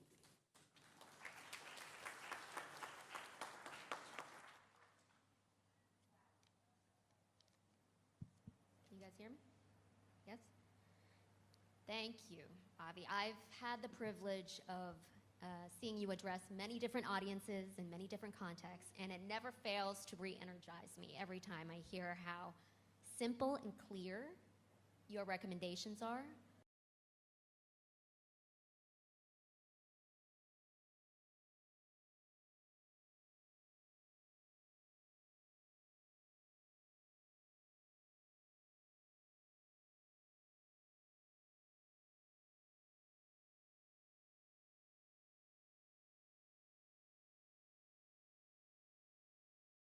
we have MDBs, we have the UN, we have think tanks, and philanthropy. So, I think it'll be interesting to see if there is an emerging consensus or commonalities among the recommendations that each of these sector representatives might put forward to the Indian G20 presidency. And my hypothesis is that there will be, in which case that probably means that they're worth paying attention to. So, without further ado, actually let me just touch base on a few logistics. In the interest of time, let's keep it to one round of questions for the panelists.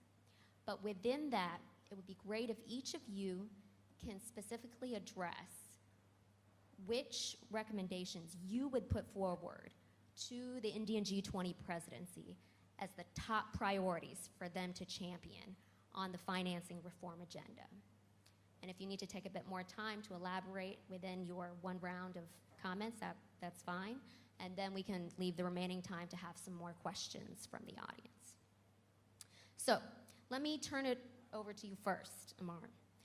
You've written and spoken extensively on the so-called big push that is needed to invest in global economic recovery and sustainable growth. We're talking in the order of, your estimates are 1.3 trillion per year by 2025 and 3.5 trillion per year by 2030. So clearly that's not the scale of what's flowing right now. What needs to change in the broader global financial architecture to ensure this sufficiency of scale, as well as quality of financing to meet the SDGs and climate action? Thank you, Lily. So great to be in the same podium as you again. I'm here very much because Amitabh and Inam have set a task for themselves on which we collectively owe full throttle support, which is raising ambition in this year, but that extends beyond this year in delivering for both development and climate. And so I'm really privileged that, you know, we are following not the previous panel, following in Avi's footsteps. So I really want to focus on the role of the G20 at this point in time to answer your question. So I think the G20 needs a strong and clear narrative that is owned by you, okay?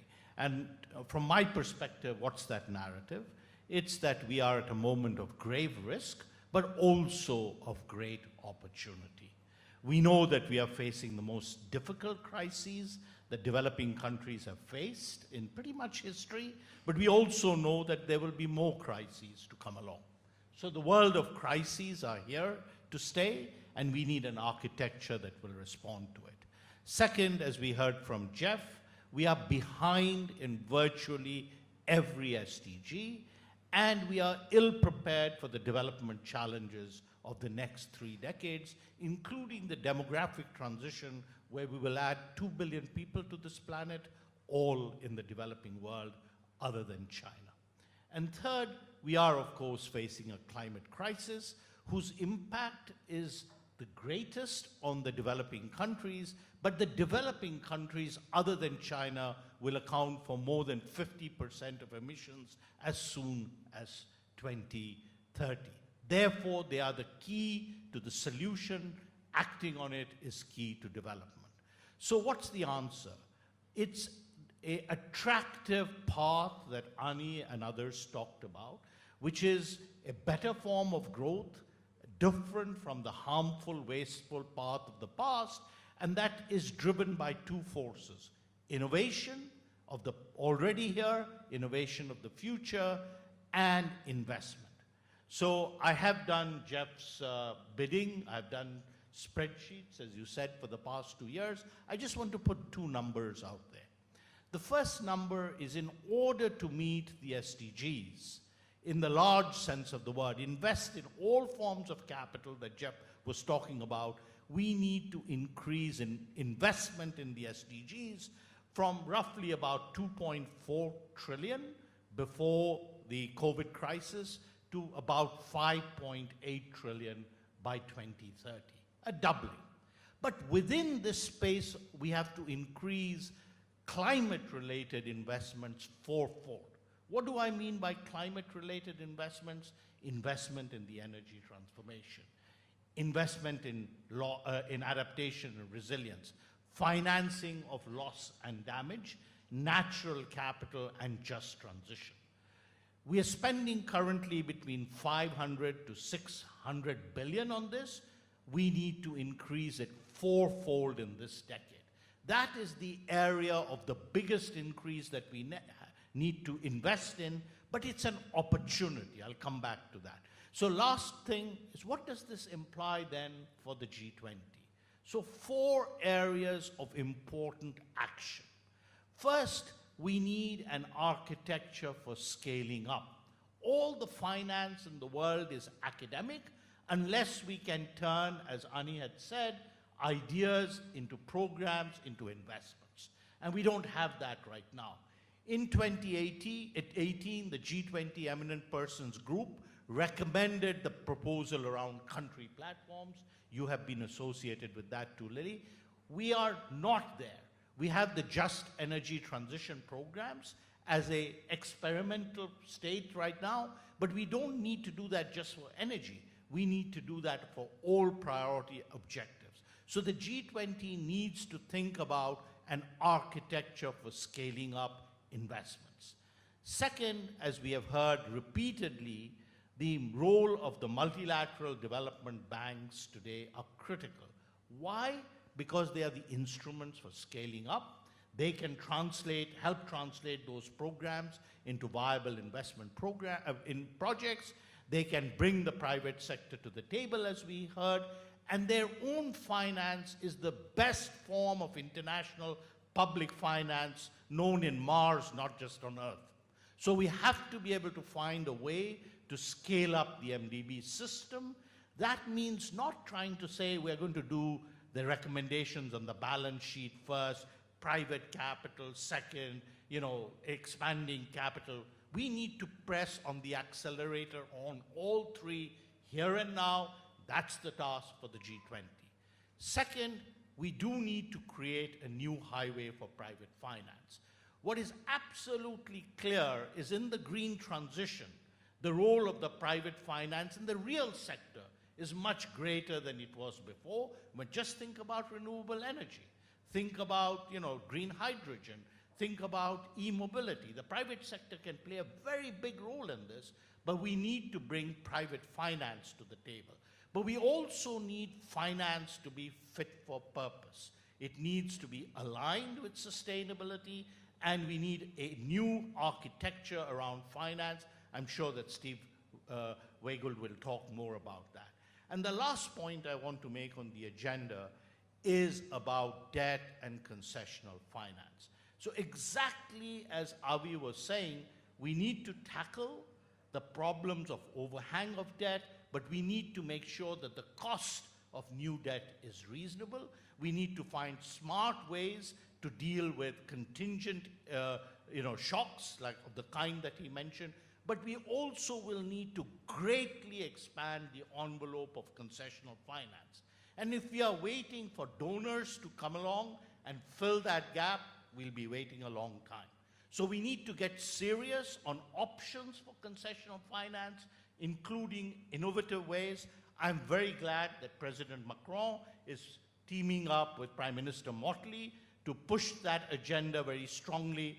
I'm very glad that India has been invited as a co-chair of that initiative. So we really do need to expand concessional finance. So these 4 pillars, a practical way to scale up investments that is country-led, country-owned, country-specific.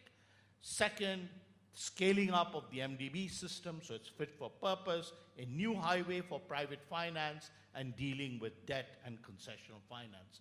That is my agenda for the Indian G20 presidency. That doesn't end with the Indian G20 presidency, and all of you and all of us on this side have to really team up to get the results that Amitabh was talking about.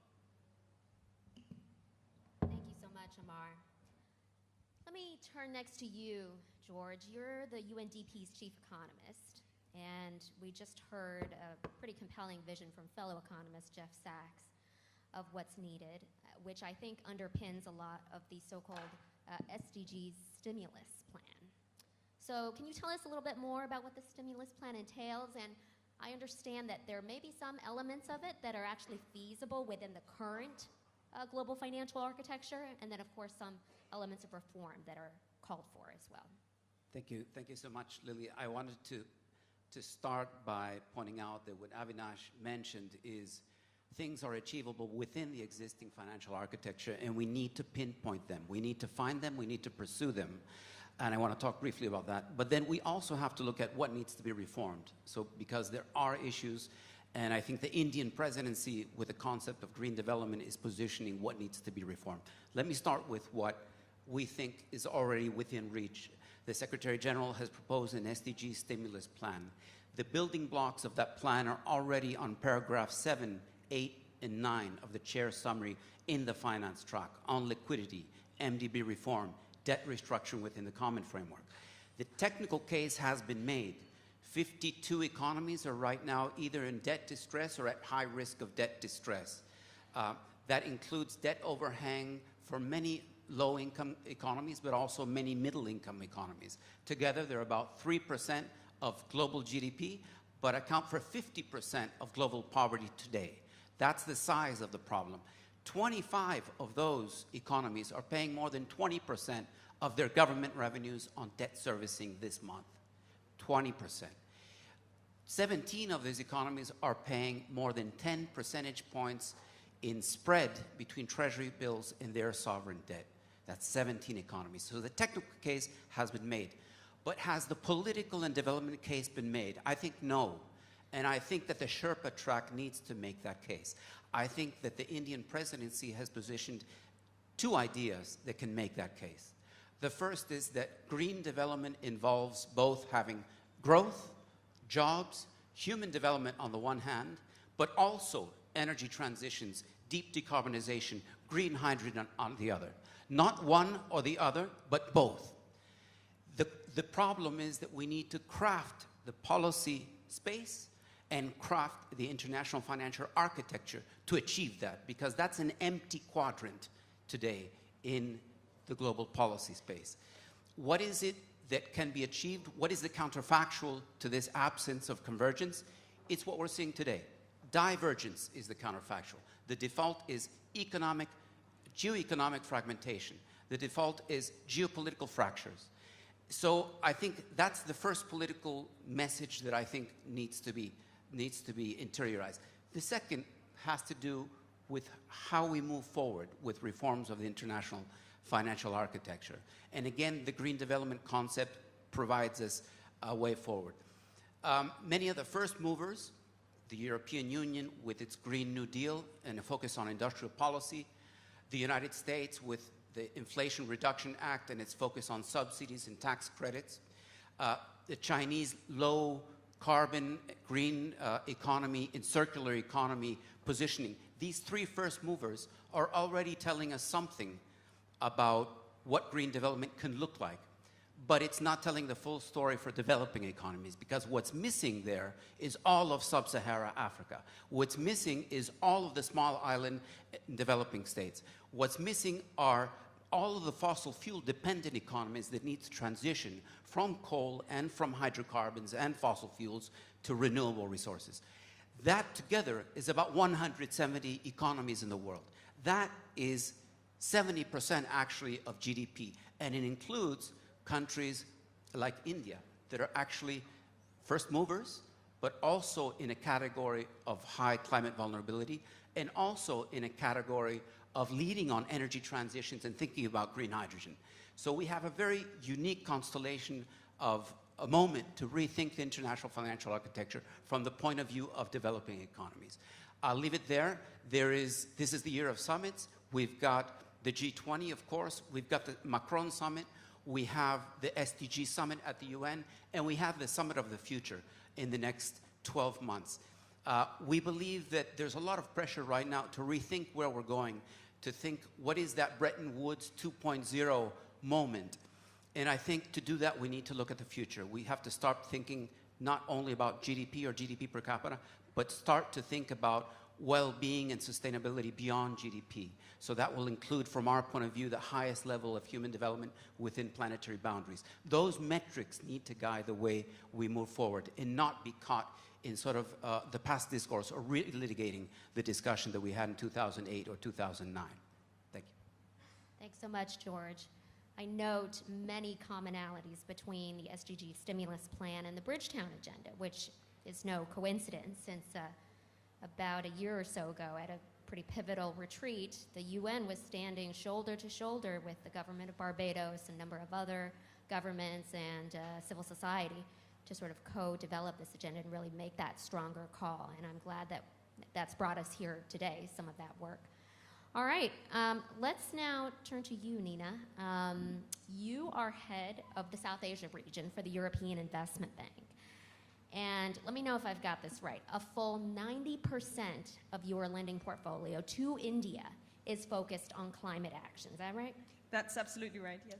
All right. Well, so you've definitely identified this as a singular priority for your bank then.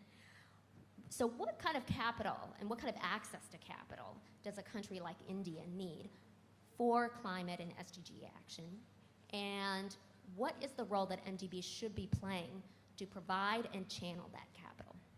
Yep, thank you very much. And may I start by saying I'm really honored to be here today on this amazing panel representing EIB. We're the Bank of the European Union. And as you said, we really exist to support EU policy objectives inside and also 10% of our activity outside, including here in India.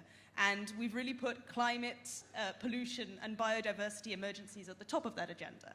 And we were the first MDB to be fully Paris-aligned because we don't want to be doing any harm, but we've also committed to doing at least 50% of our activity fully on climate and environment by 2025, and we've done that early. And here in India, as I said, you know, we've done 90% already. But we're not doing enough, right? And you know, we've heard today that there is so much more to be done. Even in the EU, we carry out an annual investment survey. And we've seen there, my colleagues have been telling me that the pandemic hit investment badly, it hit investment in climate, and it hasn't recovered. We're falling far short of what we need to do. And worryingly, investment in innovation even is still falling. And that's in the EU, that's in Germany. And then we start to think about developing countries, and even India as an emerging economy. We saw the graph that Professor Sachs showed, right? You know, you're facing these huge spreads, and how can we expect these countries to be making these investments, which are really crucial for the future of the world, right? Not just for India. And in their interests, right? These are productive investments. How can we expect these countries to be doing that? How can we support them? And what do we need the G20 Sherpas and others to be pushing for? So I have a few ideas that I wanted to put forward. So first, I think is, you know, really to focus, agree on the goals, but agree also on the urgency of these goals. You know, the world is in a very scary place this year. But that doesn't mean we can take a pause, because actually the climate emergency really should be at the top of all our minds, and we shouldn't allow us to be distracted from that. And you know, that's why we've been taking these steps at the EIB, and that's also why, you know, a lot of the words that people were saying today about climate and development.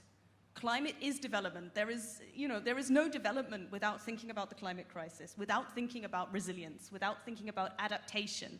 And these are things we're trying to take very seriously at EIB. We set ourselves targets for doing more on adaptation because, you know, we're bankers and we also look at these spreadsheets and we don't do anything unless there's a kind of percentage there. But we all need to do more on that, and I think that's something that the G20 Sherpas can play an important role in pushing us towards that. And this is not easy, you know.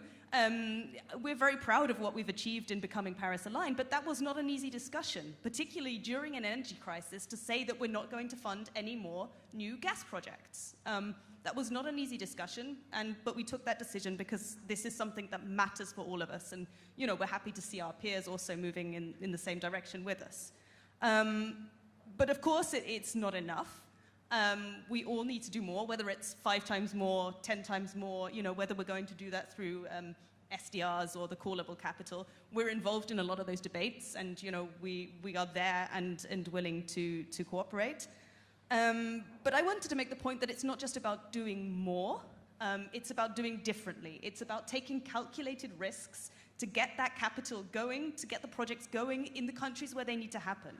So yes, India needs capital, right? And where we invest in long maturity projects. So we provide tenors of 20, 25 years to make these productive investments that are really focused on climate. And we bring our technical expertise to make sure that this is done in an environmentally and also socially sustainable way. So I believe that has a very important impact.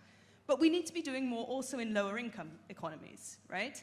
And this is possible. This is something that we can do. And I always think about the example, we do 90% of our business inside the EU.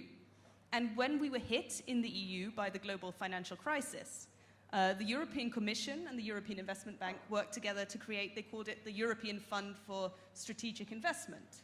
And there, we did more. We were able to have this kind of ramping up of investment, and we were able to push towards riskier segments so that we could support smaller firms, so that we could support innovation. And actually, it's really touching. We found out afterwards, one of the programs we started there was a venture debt program. And one of the firms we supported under that was called BioNTech. We don't want to take a credit for what BioNTech did in the pandemic because our funding actually came a bit later. But I think it shows that these kind of decisions, which were really taken by our shareholders, who are the people who are sat in the G20 meetings, to push us to take those kind of risks because there are these market gaps and the capital is not getting where it needs to go. This has an impact, so I think there's a lot that can be achieved. Of course, lending capacity on its own is not going to take us there. And we're also going to need to do more to get those bankable projects so that it can be absorbed. And this is not just about saying, okay, you know, it's the emerging economies that haven't done their homework, they don't have the projects. This is homework for us to work with them to develop those projects. And that's what we did inside the EU, right? So when we set up this FC fund, we set up technical advisory, we set up, you know, we invested our own people in our own human resources so that we could be there to create these pipelines of projects so that we can then deploy that capital. And this is something that I hope the G20 will also be thinking about. Not that, you know, it's some kind of magic panacea, you know, we pull in this callable capital and everything's going to fall into place, because that's not the case. And then finally, a thing, and I think this is very relevant actually for India, is discussions around common language. And sometimes these seem like very dry and dull discussions, you know, about taxonomy and standards. But these are really, really super important for bringing in private capital as well as bringing in partners like the multilaterals. And that's something that EIB, you know, we're very proud to have been the first to launch green bonds back in 2007. And we've worked very closely with other partners on the kind of standards for those so that it's something that investors can trust, that we don't have this problem with greenwashing. There's still more to do. We're still working on making sure that adaptation is properly taken care of so that investors can come into that, but also other SDGs. So, you know, it's not just about climate. We've been talking about that today, and we need to have similar kind of standards so that people can invest in gender, so that people can invest in education. I'm going to stop there. There's so much more I could and would love to say, but I want to give space to the others. But I really look to the G20 to give us this kind of push on many of these areas I've been talking about. And I think listening to Sri Amitabh Kant today, I think India wants to give that push. And, you know, I'm a born optimist. I hope that a lot will come out of this. Thank you. Thanks so much, Nina. I think when I hear all this talk of, you know, MDB reform and Bretton Woods 2.0, there's a lot of connotation that it's these institutions that are to blame. They're not doing enough. They're too old-fashioned and bureaucratic and not fit for purpose for modern crises. But I think as people like Nina demonstrate, there's a lot of institutional knowledge and appetite for doing a whole lot more in these institutions by the people who actually are on the front lines of development and climate finance and perhaps understand the urgency of these problems more so than many others. And actually, it's not just about reforming the institutions themselves, but also the political will from their shareholders, their governance structure, from political bodies like the G20 that can sort of give that needed push, also give the sufficiency of scale of financing through these institutions that we've talked about so much here. So, with that, let's move on to you, Steve. You're Chief Responsible Investment Officer of the global insurance firm Aviva. you helped to bring us a private sector perspective into this conversation. So from your vantage point, what are the systemic changes that are needed to sort of unleash financial markets for these forces for green development? And what does that approach look like to you? And also, how optimistic are you that we might be able to get there in the time frame that we need? Wow, that's a multi-layered question, Lee. Thank you. And I should start by saying what a huge privilege it is to be here. I'm really honored to be sharing this panel with such an august set of leaders in this space, and really honored to have had the invitation. Thank you very much indeed. In terms of my hope, you talked about optimism there. I've worked in this area for about 25 years, and when I say this area, I mean how do you harness private finance to deliver a just and smooth transition? That's roughly what I've been looking at for the last 25 years. And I've never had more hope, actually, than I have today. And I know that's odd, given we've just had the IPCC's summary of their sixth assessment. But the reason why I say that is because conversations like this are taking place, which just didn't exist even 3 years ago, and certainly not 25 years ago when I started. There are more finance ministers now talking about this, more central bank governors, and it's they that need to harness markets. So the fact that they're recognizing the concern is the single biggest fact that gives me hope. Now, probably the most important fact I can share with you, and then I'm going to give 3 recommendations. But the most important fact is you may have been lulled into a sense of security, actually. You've heard about 1.1 degrees, 1.5 degrees. Obviously, you'll be aware that Paris takes us no further than north of 2. But the honest, blunt, stark reality is the current structure of markets are rewarding 3.5 degrees. That is what we're capitalizing. If you look at the implied temperature change of most developed countries, the proven and probable reserves of the fossil fuel sector take us to north of 3 degrees. And it pays those companies to extract at that rate because of that fact. So in other words, the Paris Agreement is a political ambition. It is not a reality in the markets today. Far, far from it. North of 3 degrees, as you all know, sees hundreds of millions of people, if not billions of people, migrating by the end of the century. That is the blunt, stark reality which the gentleman from WRI was so clear about. Absolutely true. So the private sector is beginning to wake up to that. Private finance, particularly, but only just beginning to wake up to that. The consequences to the insurance business model, if we get to 3.5 degrees, are existential crisis. There will be huge amounts of the global economy that we won't want to underwrite. That remains, some of that remains, the customer will not be able to afford the premium. For those of you lucky enough to have a mortgage, could you afford the premium in your home insurance if it was 3 or 4% of your house price? Most people couldn't. So in other words, most developed markets that lend through mortgages will be in technical default because their insurance won't be affordable. We saw what 8% of the US mortgage market going subprime did just over 10 years ago now. We're talking about every mortgage market everywhere going subprime in a big way. That's an unrecoverable end-of-century situation. And the G20 is the organization that can demonstrate leadership now. I'm going to take you through 3 slides. It's a crash course MBA in about 2 minutes, so forgive me, please. But for those of you that have been looking at the slide, it's a schematic representing how money flows through the system from the end investor, the people who've worked hard to save, how it then goes through from the left, through pensions, through their institutional pension, maybe through their insurance company, how their insurance companies then use investment consultants, and there are only really 12 investment consultants in the world that really matter. Those consultants choose fund managers, and 25 of the world's fund managers run more than half of the world's assets under management. So huge concentration here.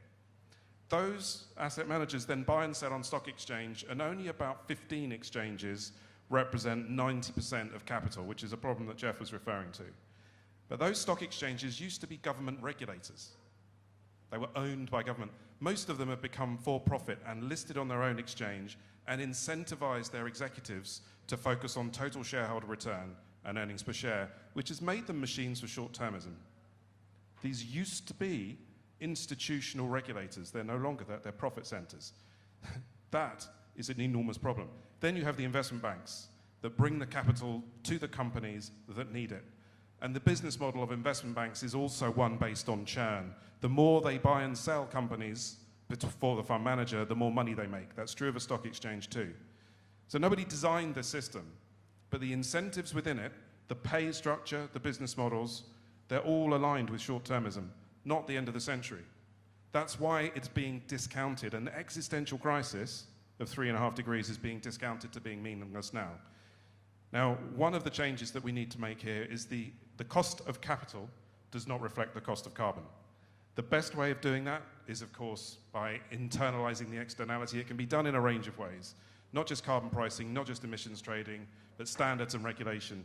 The OECD offered this forum a year ago the opportunity to provide advice to emerging markets and developing countries on how to implement a cost of carbon that was fit for their NDC. I don't know why that offer from the OECD wasn't taken up. That, for me, was a substantive recommendation, and I'd like to see it. There's something the Sherpa track can show leadership on.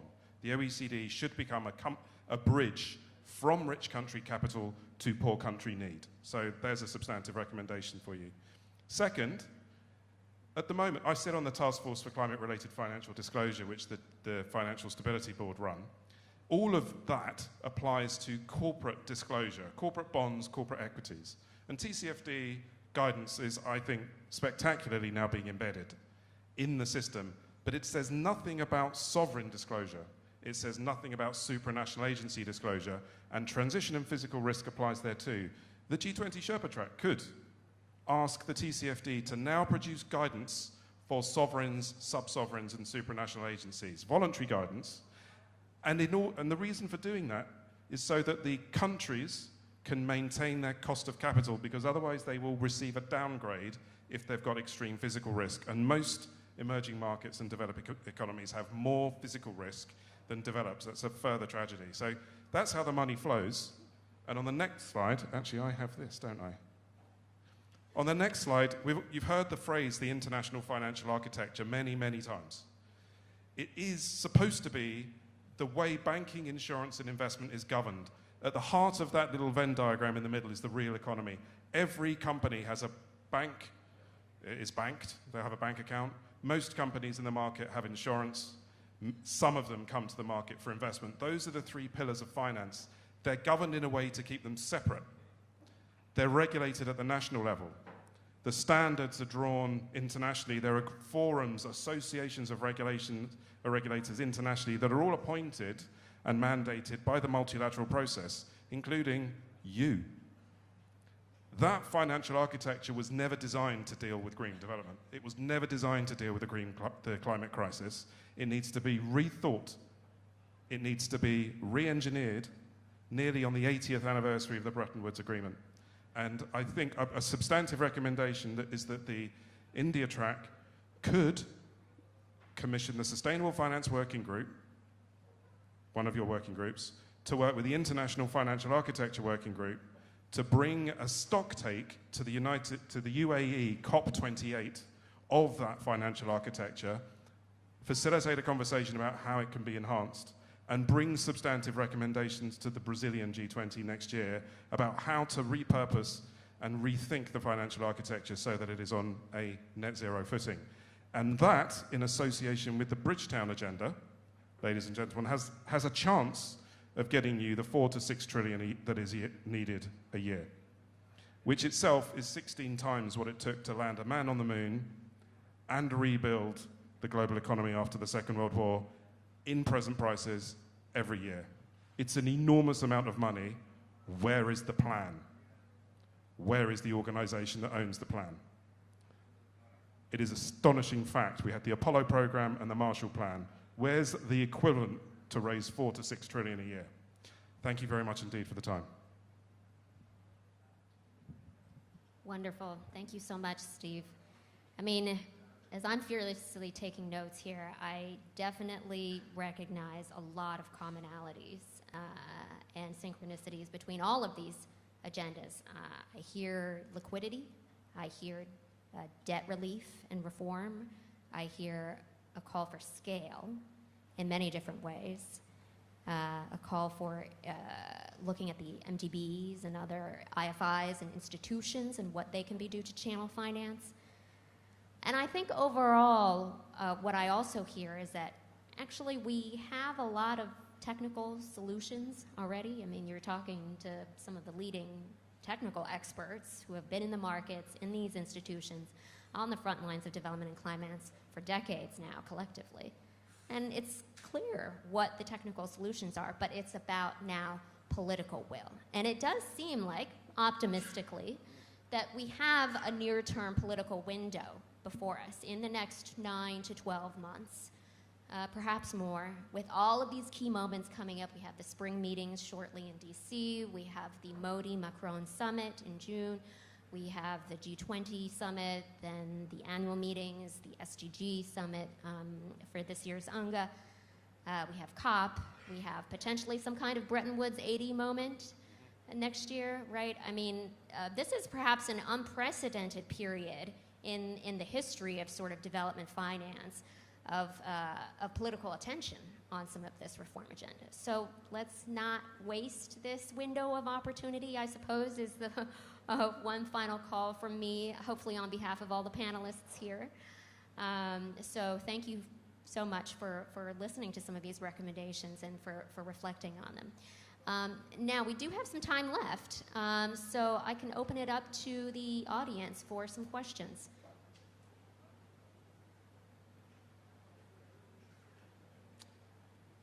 Do we have anyone interested?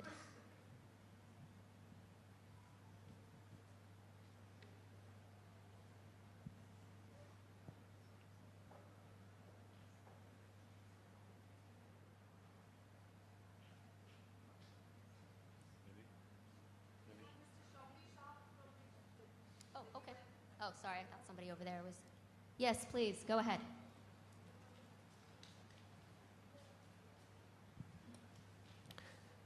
Thank you very much, Sean Bisharp, UN Resident Coordinator. And first of all, let me just say it's a real honor for us to work with the G20 Presidency of India, Sherpa Track, and ORF on helping to make these panels possible. But I just thought maybe to ask a question to whoever might like to answer, looking at a slightly different approach to galvanizing incentives. And that is the recent discussion in the General Assembly about an advisory position to the International Court of Justice on the obligations of states in respect of climate change. So the legal obligation. Just wondering if any of the panelists have any thoughts on that direction. Thank you. Any takers? I'm just a bank. Avi, go ahead. So I think that it's, we need a broad front of approaches, and I think that is useful. But I think we've got to recognize that countries are coming from different places, and countries have different abilities. So for example, in countries where it is easy to move from sector to sector because the cost of capital is low, liquidity is plentiful, the economy is broad and deep, then it makes sense to use penalties and taxes to encourage it to move away from certain things. But for many developing countries where doing business is just hard, full stop, where the cost of capital is high, using penalties and taxes actually leads to a development cost rather than the same kind of adjustment. So I think we need different approaches. We need to support the transition in developing countries by making the cost of capital cheaper and helping to finance that. And we need to send very clear price signals and legal issues, legal signals in rich countries where the choices for development are much broader. Just to add, so at the national level, it helps to have national commitment. And if you look at the UK, for example, the way in which climate change has been incorporated into law really helps. But to take that to the international level, I think is problematic for the reasons that Avi mentioned. I've personally been very involved in the 100 billion story I co-led the Secretary General's expert group on the 100 billion. And I think, the lesson from that is, that conversation and that process has not been very productive. It has led to more acrimony than, action. So I think we have to pursue, as Avi said, all approaches. Yes, hold donors and countries to account, but also take the options that really produce results, which means volume, the kind of tenor that Jeff Sachs was talking about, and for developing countries, very crucially, the cost of capital. So we really need to pursue an all-of-the-above approach, but I don't think we will get a solution if we go international law on this.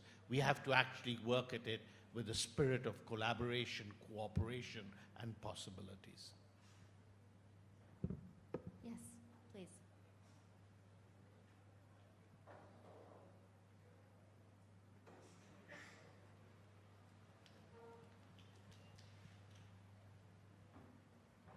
Good afternoon. Oh, sorry, a bit too loud. Good afternoon, and thank you for this very insightful panel. My name is Trudy Makaya. I'm the Sherpa from South Africa. So 2 questions for the panel.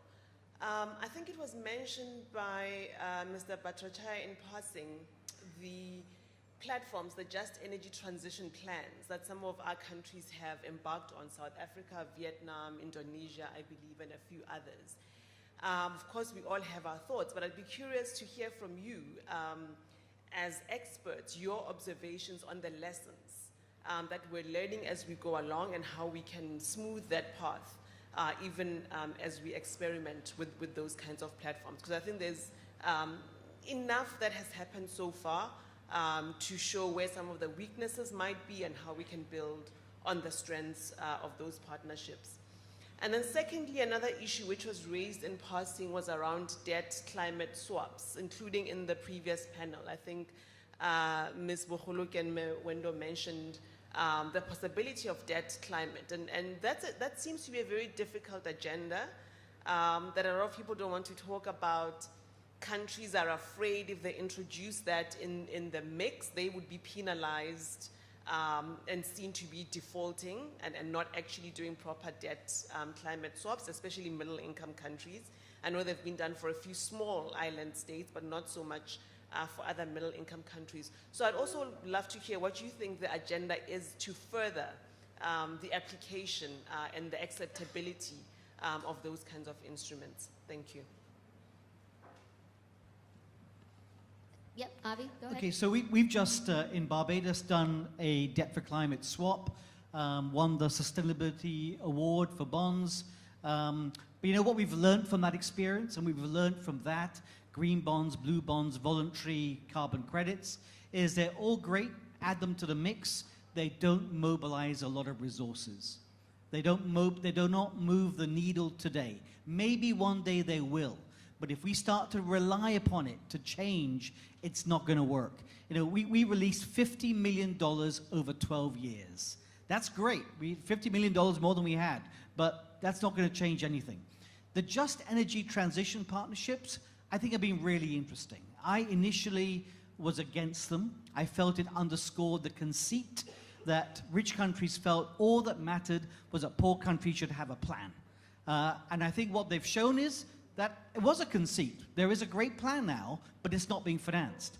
But the planning process was great. We have a better sense of what it needs and costs for South Africa to make that transition. What we need is proper financing. And that's why we're proposing a just green transition financing trust that lowers the cost of capital in South Africa from over 12% down to the 4 or 5% mark that will drive the private sector to finance that transition, because otherwise they will not come.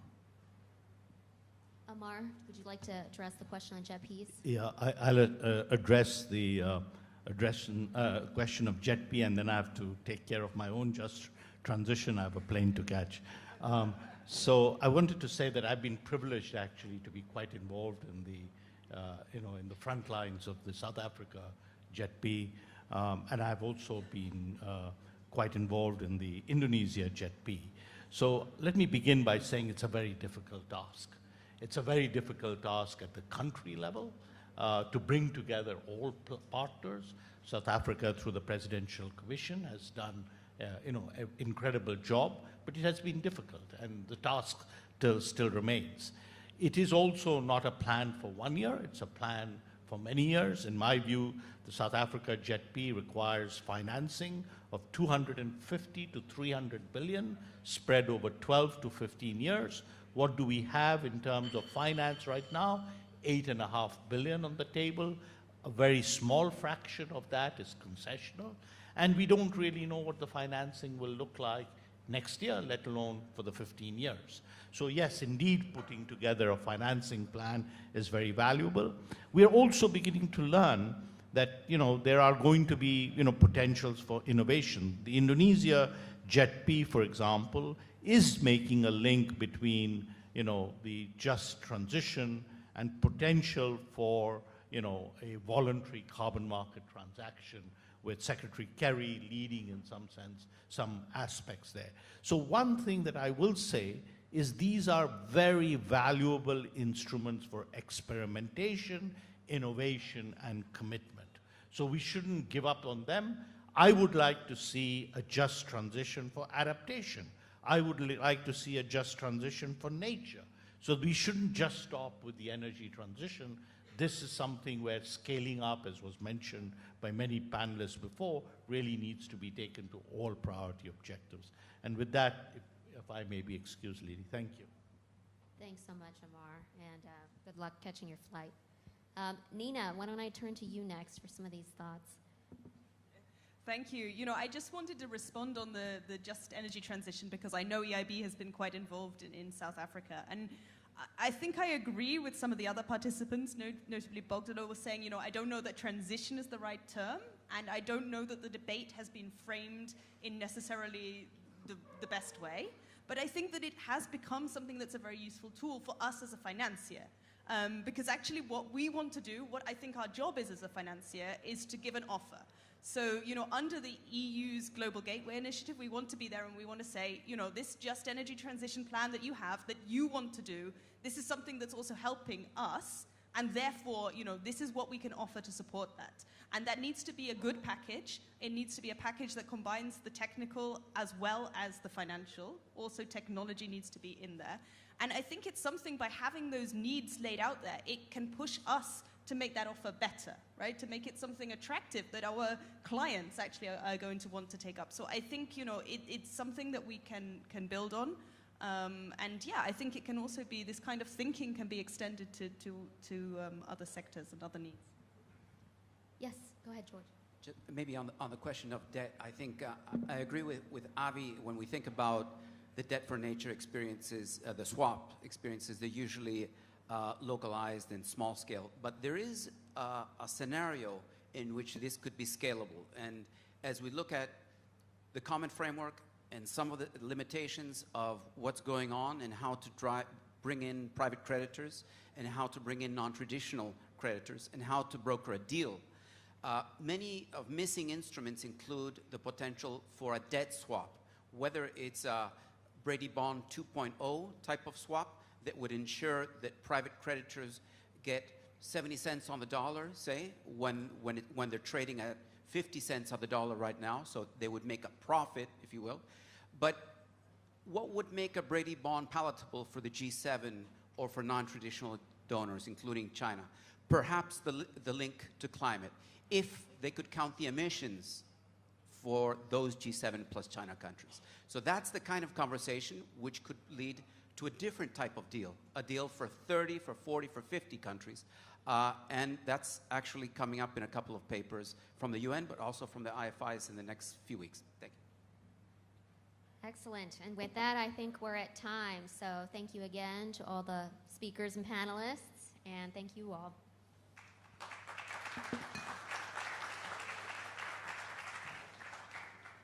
Thank you, Lily. Thank you to all the panelists. I'd like to request Joint Secretary Inam Gambhir to please present tokens of appreciation to all our speakers for this session. I think we can begin with Avinash Persaud, who's the Special Envoy to the Prime Minister of Barbados. Your admission that it's not all you're doing. You're a second generation, and therefore there's a lot that comes, so should we say, intuitively. And so that's great. I'd also like to thank our other panelists. We have Lily Han, Director, Innovative Finance, Rockefeller Foundation. Mr. Amar Bhattacharya has already headed out to catch his flight, but was wonderful to have his inputs. Mr. George Gray Molina, Head of Strategic Engagement and Chief Economist, UNDP. Thank you for being with us. And of course, Dr. Nina Fenton, Head of Regional Representations, South Asia, European Investment Bank. Thank you for being with us. And with that, we come to the group photograph. And once again, I'd like to thank ORF and the United Nations Resident Coordinator's Office for partnering with us. We're delighted to have Mr. Shombi Sharp among us. Mr. Sharp, may I request you to join us for a photo with the panel? I think that would be quite nice.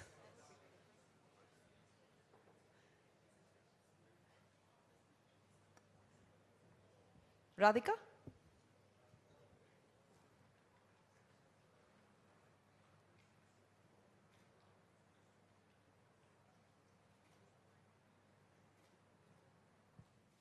Well, now that we have that partnership on record, we are looking forward to repeating it year on year and meeting on meeting. Thank you all so much for being with us. And now I'd like to hand over to the Joint Secretary to present the vote of thanks.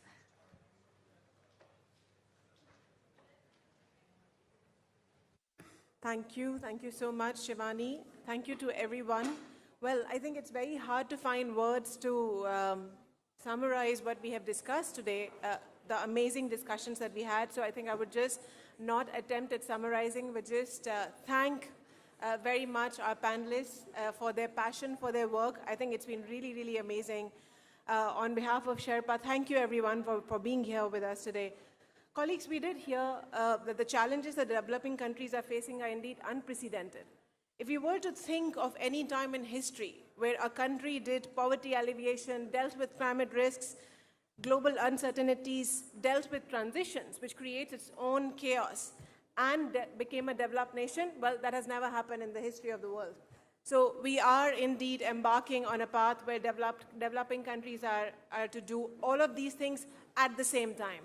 So the challenge, the task is enormous, so has to be our ambition, and that's why we have, as a president of the G20, chosen ambitious priorities. Now, on the question of how to do it, I think some of our speakers have said, so I will just take from their words, we have to tread the space in between the binaries. The binaries between climate and development, growth and sustainability, several binaries that we heard today. Between agreement and disagreement, that's something that we also are in the middle of in the world as we speak. So I think it's very important to also understand that the panelists also spoke about it, from the examples of Indian mythological examples and stories. Well, for those who know India and who know Indians, they know that historically and mythologically we are very comfortable and familiar in treading the space between binaries. So on that path, as we go with our G20 partners, we aim to find consensus exactly in those spaces, the in-between spaces. Usually I would say, let's put our pen to paper, but as Jeff has said, let's get back to the Excel sheet. So thank you very much, and thanks for being here today. Let me also take this opportunity to call the MC on the stage and thank her for her contribution today, and also please just give her a moment of our appreciation.